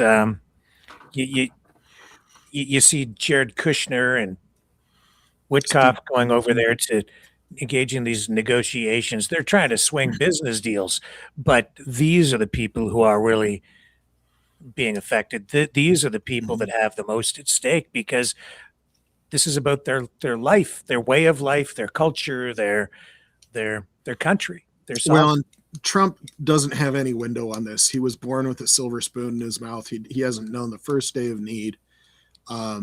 And he's notoriously back on the 10th of November, 2018, the day before the 100th anniversary of the end of World War I. He famously refused to visit the Bellawood American Cemetery. That's where the Marines at Bellawood earned their Devil Dog name. That's, some people say that's when Marines became Marines. It's holy ground to the United States Marine Corps. And he refused to go because it was a little drizzly that day. His chief of staff was a Marine, and he told his chief of staff that he didn't understand why these young men were willing to fight and die. They must have been losers and suckers. He just didn't understand it. So yeah, he called American service members losers and suckers. He doesn't understand what it means, why somebody would raise their right hand and say, yes, I am willing to stand between the children and the enemy. I am the person that you can count on to do that. And that's what the people in the military do. That's what they signed up to do. And that's what Ukrainian soldiers are doing. Russia came looking to conquer them, looking to subjugate their people, in some ways eliminate them, because they don't view Ukrainians as a separate people. They think they're just Russians that are acting badly. So there's going to be ethnic cleansing going on if they manage to take it over. And that's what Ukrainian soldiers are standing in between. They're standing in between the Russian, they call them orcs, from Lord of the Rings. They're standing between the orcs and their families. And it doesn't get any more simpler to understand than that. Yeah. So this is a Russian oil facility in Pskov, burning from Ukrainian attack. Russia funds most of its government and certainly its military efforts by the sale of oil to, among other places, Venezuela and Cuba, but also China and I think India. I don't remember where that stands. I don't remember if India actually cut off Russian oil or not. It was in flux for a little bit. But that's how they fund their war. And so as Ukraine innovated longer range drones, I believe FP1 is one of the most common ones now. It's still a propeller driven drone, but it's 150, 200 miles an hour, something like a 200-300 mile range. Serious piece of hardware, 80 kilogram warhead. It's a big thing. And it's guided. So it's got a man in the loop guidance. It's got a video thing where there's somebody that flies it into the target. This is Russia's ability to fund its government and its military going up in flames. Today, I see, just before coming on live with you, Viktor Orban threatening to cut energy supplies from Hungary to Ukraine, I guess, unless he can. I just read it briefly, but he wants an exemption, or to take advantage of an EU exemption, so he can continue to purchase Russian oil for Hungarian oil refineries, while everybody else is trying to get off Russian oil because it's funding the war. And this became critical because while some of the pipelines that were supplying gas and oil to Hungary were cut off, I can't remember the date, but finally the business contract ran out. So one of the big ironies of this war is there was Russian oil and gas flowing through pipelines through Ukraine to other people that were then paying Russia. And this included some people that were helping Ukraine. So people like Germany and the Czech Republic, and that people were sending money to help Ukraine defend itself. We're also sending money to Russia to in part help fund the attack on Ukraine. So it was this weird part of the war, but one of the remaining pipelines, Russia mistakenly attacked.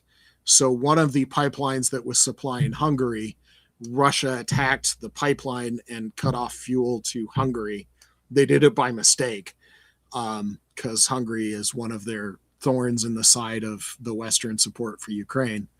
But Hungary's also got an election coming up on themselves, and it looks like the opposition to Orban might actually win this time. I'll believe that when I see it, because he's managed to tighten the clamps down on the nation, and so it's even. There's an argument to be made that Hungary stopped being a democracy a few years ago, but I'll believe it when I see it if the opposition party wins in Hungary. Well, this just shows how things are not always as, cut and dried, black and white, one side versus the other. You have all of these strange ironies within warfare, where money is flowing and there's still business deals. And I see people, when they're making arguments going all the way back to World War II, for instance, and talking about American companies supplying, Ford providing Russia or Germany with vehicles and things of that nature, right? But there were Henry Ford connectivities. It was weird, Henry Ford was notably anti-Semitic and pro-Nazi for most of the 30s. Yes, he shared that with a lot of people, so it wasn't just Henry Ford, but like Charles Lindbergh, the famous Lindbergh that flew Spirit of St. Louis, was awarded a Nazi medal that was pinned on his chest by Hermann Goering himself in I believe it was 1938. So within spitting distance of World War II. Yes. And so it gets complicated, but one of the other parts of Hungary is notably in World War II, Germany didn't really have a great oil supply, because there isn't a lot of oil or even coal inside of Germany. There's more coal, but they don't even have much of that. And so they need to get their energy supply from other things. There's a reason why Germany, the past 30 years especially, has been going really hard on solar and wind. Something like 50% of their power generation is now solar and wind, because they don't have fuel. Hungary is in the same boat. So one of the diplomatic efforts going on right now is, can we hook up Hungary to maybe a nuclear power supply from the West? These small modular nuclear reactors that have become more of a push lately. And so that's, at least somebody is thinking about how do we wean Hungary off of Russian oil? Finally, we're almost 4 years in. Yeah. We have, I think, another photo. We saw that. We already looked at that. And what was this? Okay. I don't think we explained this. You look top left, kind of the top left quadrant, you can see Pokrovsk. This has been the push for Russia. And it looks like the scale is covered up by the Maverick Media logo in the bottom right. But roughly the diameter of that Maverick Media circle is 3 kilometers for scale on this map. And I can see 2 Maverick Media circles. Is that what you see? Yeah. So the top one is over what used to the city of Avdiivka.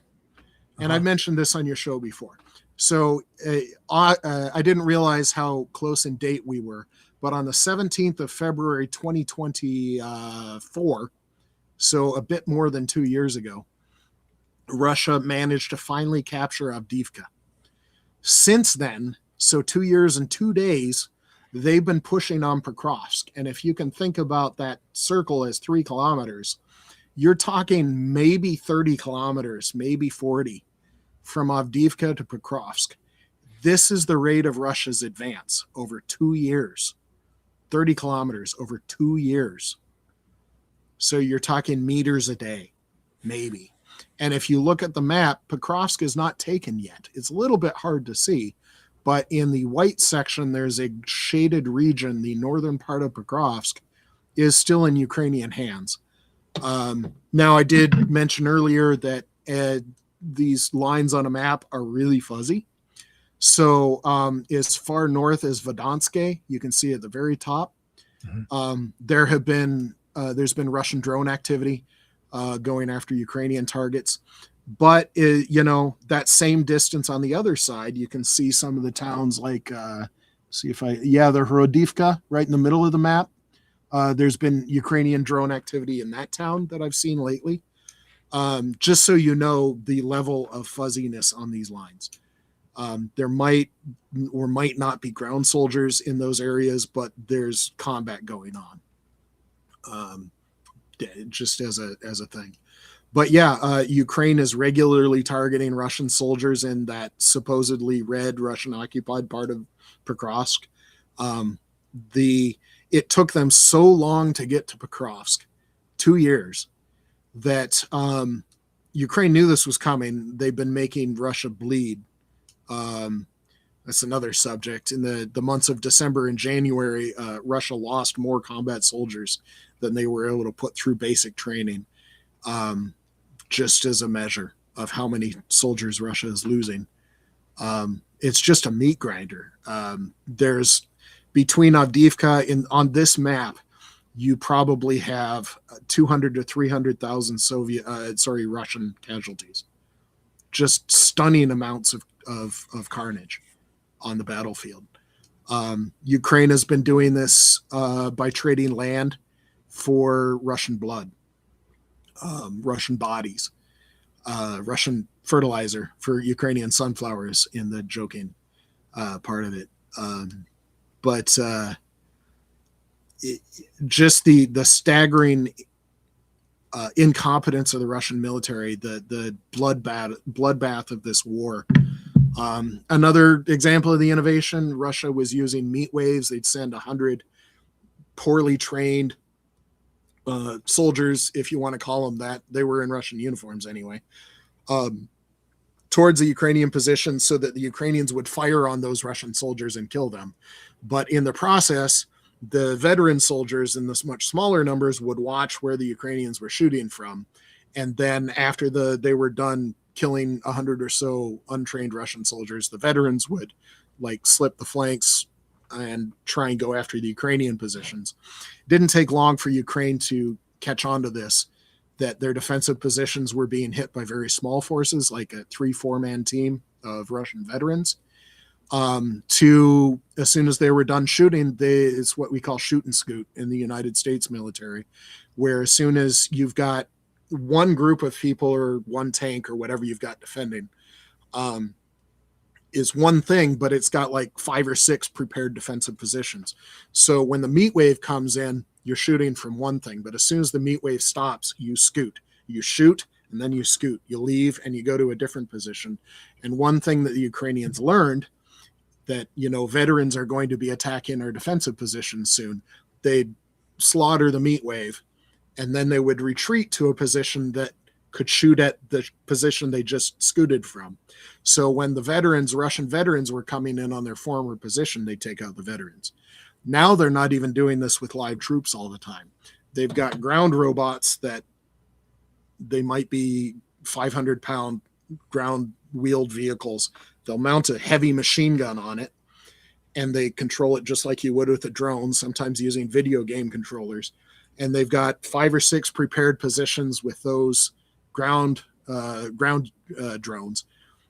So there's not even a Ukrainian person in those, and Ukraine is watching Russia try to assault these drone things. Yeah, it gives you an idea of how Ukraine has been able to get such an unbalanced slaughter ratio, and why Russia has lost so many troops, versus the Ukraine just hasn't. Ukraine's paid. They've lost a lot of soldiers in the last 4 years, but not like Russia. So I've seen, I think today, Sweden coming up with another 1.4 billion in funding for this. war effort. And I think Europe generally just came up with another 90 billion. That was everybody together. yeah. Like I said, the Brits just agreed to build 5,000 of those drone interceptors every month. So the concerns that were present when Trump took office and the questions surrounding whether the U.S. would continue to support this, and then it evolved into the United States supplying weapons, but the funding coming from basically Europe and Canada to a smaller degree. I guess this seems to be working for Ukraine. It's not ideal. What I mentioned, what I laid out or attempted to lay out, the vast scale of the American military power that is now arrayed against Iran, and that's just naval and some air force, doesn't have any of our Army or Marine Corps really in any real numbers. That the Americans are still the game in town for military hardware, military just power in the American military, but also our industrial base. But we found ours wanting as well. We've been grossly expanding like our artillery shell production that we talked about probably a year or even more longer ago. The United States was only making or capable of making 15,000 artillery shells a month.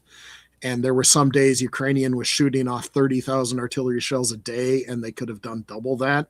So we've greatly expanded artillery shell production to something like 200,000 a month, just huge amounts of increase. But with Trump in power, it's a little bit different. About 14 months ago, it would have been October of 2024. I was in Ukraine as part of a joint NATO NGO delegation that was led by a Norwegian colonel. And at that point, Trump was doing well in the polls. It was October 2024, right before the election. Trump wasn't guaranteed to win, but there was a good chance he would. So we had been planning that for the past several months. And the idea was that we would be attempting to Trump-proof military support to Ukraine. It was led by a Norwegian colonel representing NATO, in part because we wanted to get European nations in that loop. We visited drone manufactories. I visited 4 different frontline units in the Donetsk region, drone operators, some of them. So it was an interesting trip. And there has been significant effort for a long time in the attempt to get more help coming from not Ukraine. The other part of that, because while the Norwegian colonel was leading it, I was already retired. I was not a military person at that time. I was a civilian. But I was representing an international group of engineers and drone pilots and otherwise interested parties that were coming up with drone innovations from outside of Ukraine. So I mentioned that I visited drone manufactories and I met some of their innovators. We brought some of our ideas, our design ideas to them. We listened to what they did, and we did a whole lot of, oh, wow, that's really cool stuff. That's a great idea. And holy cow. So it's an interesting cycle, just divorced from all of the horror, but this has been a big effort. Anything more on the Ukraine front before we kind of bring this thing home? I had something in my mind, and now it just left. Well, let's take another little break, and then we'll come back on the other side and just kind of sum this up, and you can gather your thoughts, and then you can make sure that you touch on anything that you feel is important. We'll be right back.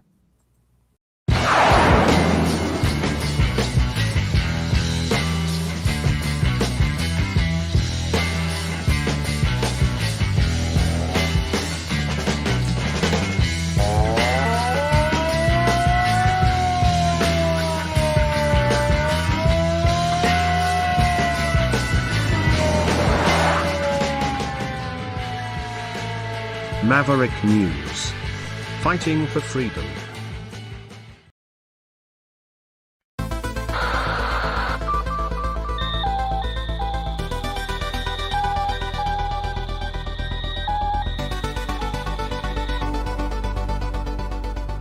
Maverick News isn't just a news outlet, it's a community of truth seekers. Your donation at freedomreporters.com fuels our mission to report the stories that mainstream media won't touch. Thank you, Maverick family.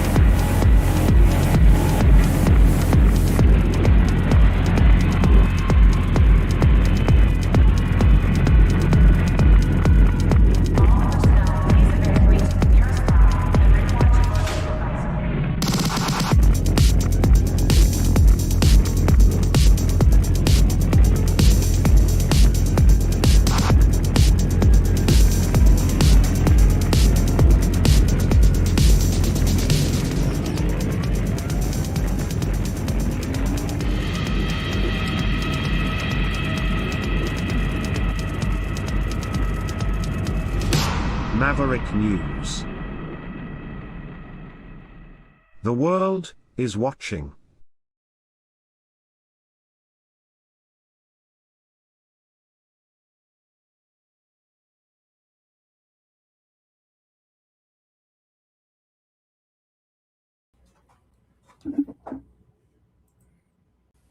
Okay, let's bring Mike back in, and there you are. Oh, and thanks for Did you remember? letting me gather my thoughts, because I did actually. So the thing that I wanted to mention, I made the mistake of looking at the chat. So sorry if people think I'm a know-it-all, but this is what I've been spending a lot of my time on the last 4 years. So, and I spent 22 years in the Air Force. So just saying. Just ignore them. They want Canada to become the 51st state. Oh, good Lord. And other things. I don't recommend that. I mentioned the thing about, this isn't what I wanted to end with, but I mentioned the thing about one of the advantages of Ukraine is that they've got all of these 10,000 different spots for innovation, and they can come up with some honestly really great ideas. Like the genius in the innovation cycle is astonishing. One of the things that used to make America great is that we used to support our friends. And one of the things about our friends is they can do things their own way in their own time and using their own creativity to come up with stuff that we never would have. And by that relationship, we make both of us better. So don't become a 51st state, stay Canada.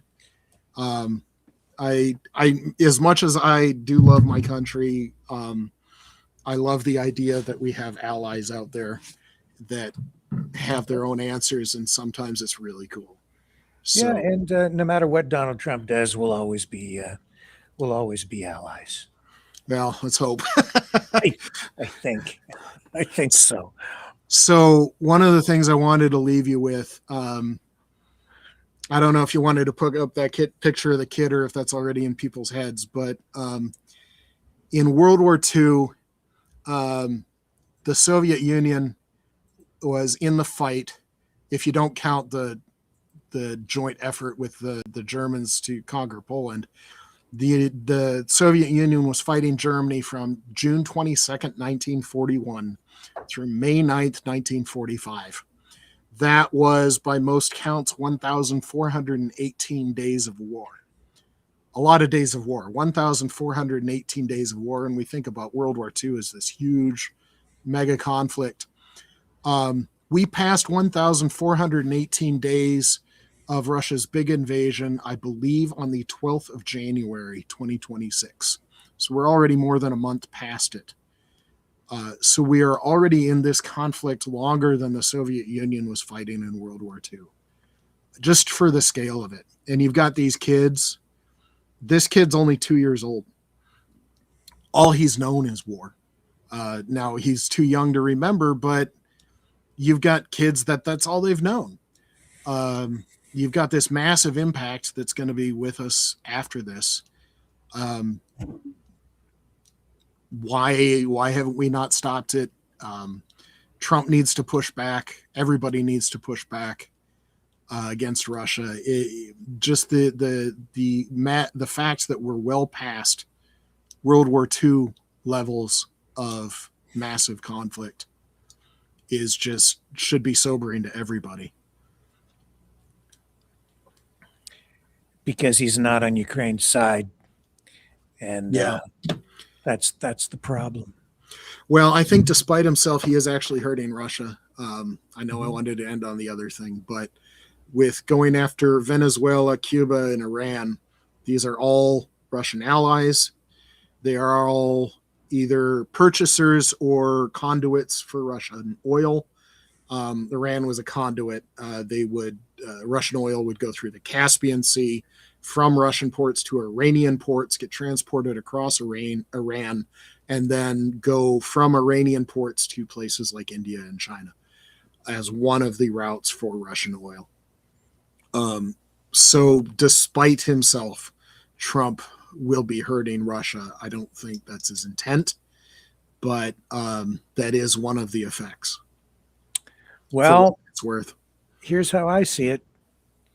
As much as he seems to have an ally in Russia,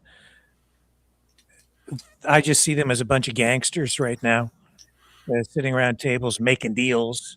But the problem is, when you're dealing with gangsters, there's an old saying: "There's no honor among thieves." Well, and it's one of those things from the outside of the gangster thing where there's no talking and reasoning with these people. There's people that you can talk with and reason with and make deals with, and then there's people you have to stop. And Putin is one of those people you have to stop. Yeah, and there is irony here too, because I was talking about Canada, 51st state, all this stuff, allies. I don't know if you're familiar with the bridge issue here that Trump is trying to shut down. Yeah, just read about that last couple of days.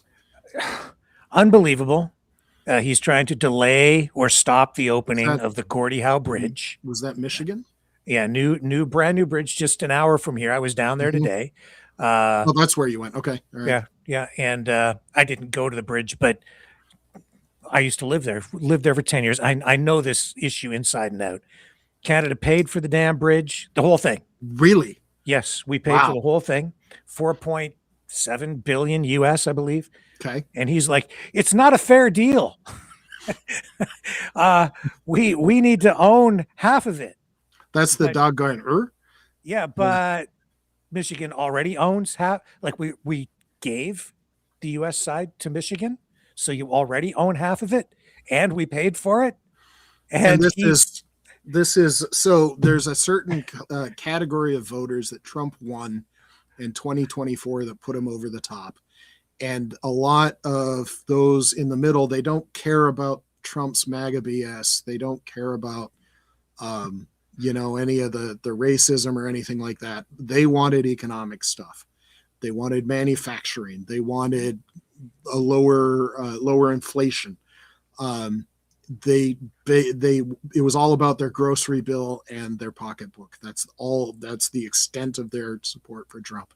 And when Trump goes after things like that with his tariffs, there's a Federal Reserve that's kind of our central bank that recently put out a study confirming that 90% of the cost of tariffs were paid by American citizens.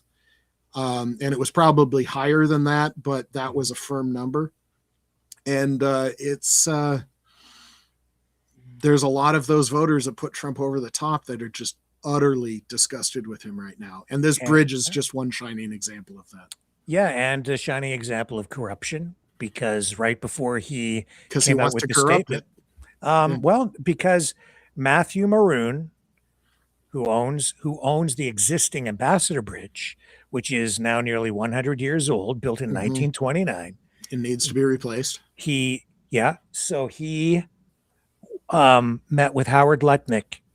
Of course he did. And he had been running a campaign for years to try to stop the construction and the opening of the new Gordie Howe Bridge, which will run in competition with the existing Ambassador Bridge. So his toll revenue will be cut probably in half or by more. And then after that meeting, because he's been a big donor to Trump and the Republicans, he ran TV ads trying to stop the bridge. And then Trump came out and said, no, that's it. This is a bad deal for us. And now he's trying to stop it. But this is a sidebar. The point that I'm kind of making here is, again, here's irony, because I'm trying to build bridges, keep our relationship alive with, the United States through you and others, right? And I believe in freedom and cooperation and building things up. And here's this guy, after the fall of the Berlin Wall, he's back just with Putin. Instead of opening bridges, he's trying to shut them down, and he's building walls again. I didn't think of how much of a metaphor that this was. Yeah. Blows my mind. And yet in 2017, he stood next to our then prime minister, a different prime minister at the time, and praised the Gordie Howe Bridge. And don't expect consistency from Trump. It's like, did you forget you were even there? But it's amazing what happens when a billionaire meets with Howard Lutnick, and then Lutnick whispers into the ear of Trump and says, there's a lot of money on the line here. We could really screw those Canadians over, or whatever he said. I don't know. But there is an investigation being opened now into that meeting. So we'll see where that goes as well. But, there's a lot of internal American pushback against Trump. And a lot of it's playing out in the courts and even on the streets right now. But it's going to play out in the election in November. So we'll. Yeah. Well, there was lots of benefits to Michigan, to the United States, by having that border crossing open, trade back and forth, everybody making money, everybody prospering, and let's hope, Mike, that we can get back to building bridges and opening them instead of building walls. And with that, I just thank you again. For coming on here tonight, because that's what we're trying to do, right? Sorry to overload your viewers with pictures. No, not at all. Not at all.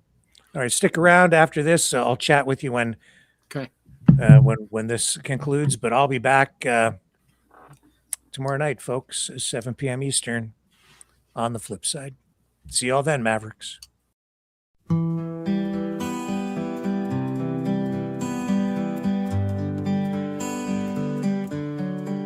We watched the old wall crumble, we heard the freedom's call, but now it's rising higher under Putin's shadowed thrall. From Ukraine's fields to Moscow's streets, a cold divide begins to creep. A world of fear where truth is bent and promises are sold too cheap. All in all, it's just another brick in the wall. All in all, we're calling Putin's fall. We don't need their blind instruction, we've seen the lies unfold. All in all, it's just another brick in the wall. He speaks of glory of days long past, where all would kneel before his cast. With tanks and threats he stakes his claim, while silencing those who dare to blame. Propaganda clouds the mind, we don't need no education, blind to the bloodshed and the strife, where Putin's dreams cut deep like knives. Can't you hear the children cry? Can't you see the tanks roll by? In Putin's world where truth is broken, we're just pawns in the lies unspoken. A wall of fear, a wall of light, where freedom fades into the night. We stand upon the edge once more as Cold War ghosts return to life. They tell us not to question, to walk in shadowed lines, but we've seen the fall, we've felt the cold, we know the weight of all their crimes. Ukraine's cries, a world denied, a broken bridge that's left behind. In Putin's quest for power's throne, they're building walls we can't condone. All in all, it's just another brick in the wall. All in all, we're trapped within his thrall. We don't need their false direction, we see through the stories they've sold. All in all, it's just another brick in the wall. So if we rise, if we resist, we break the walls they built like fists. For in our hearts we're where hope is strong, there's strength to fight against the wrong. But if we fall, if we concede, remember what the future needs. All in all, it's just another brick in the wall.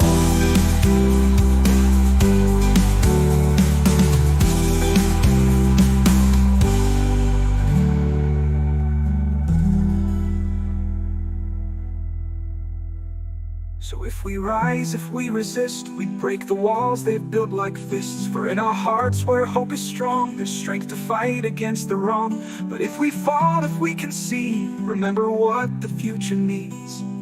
All in all, it's just another brick in the wall.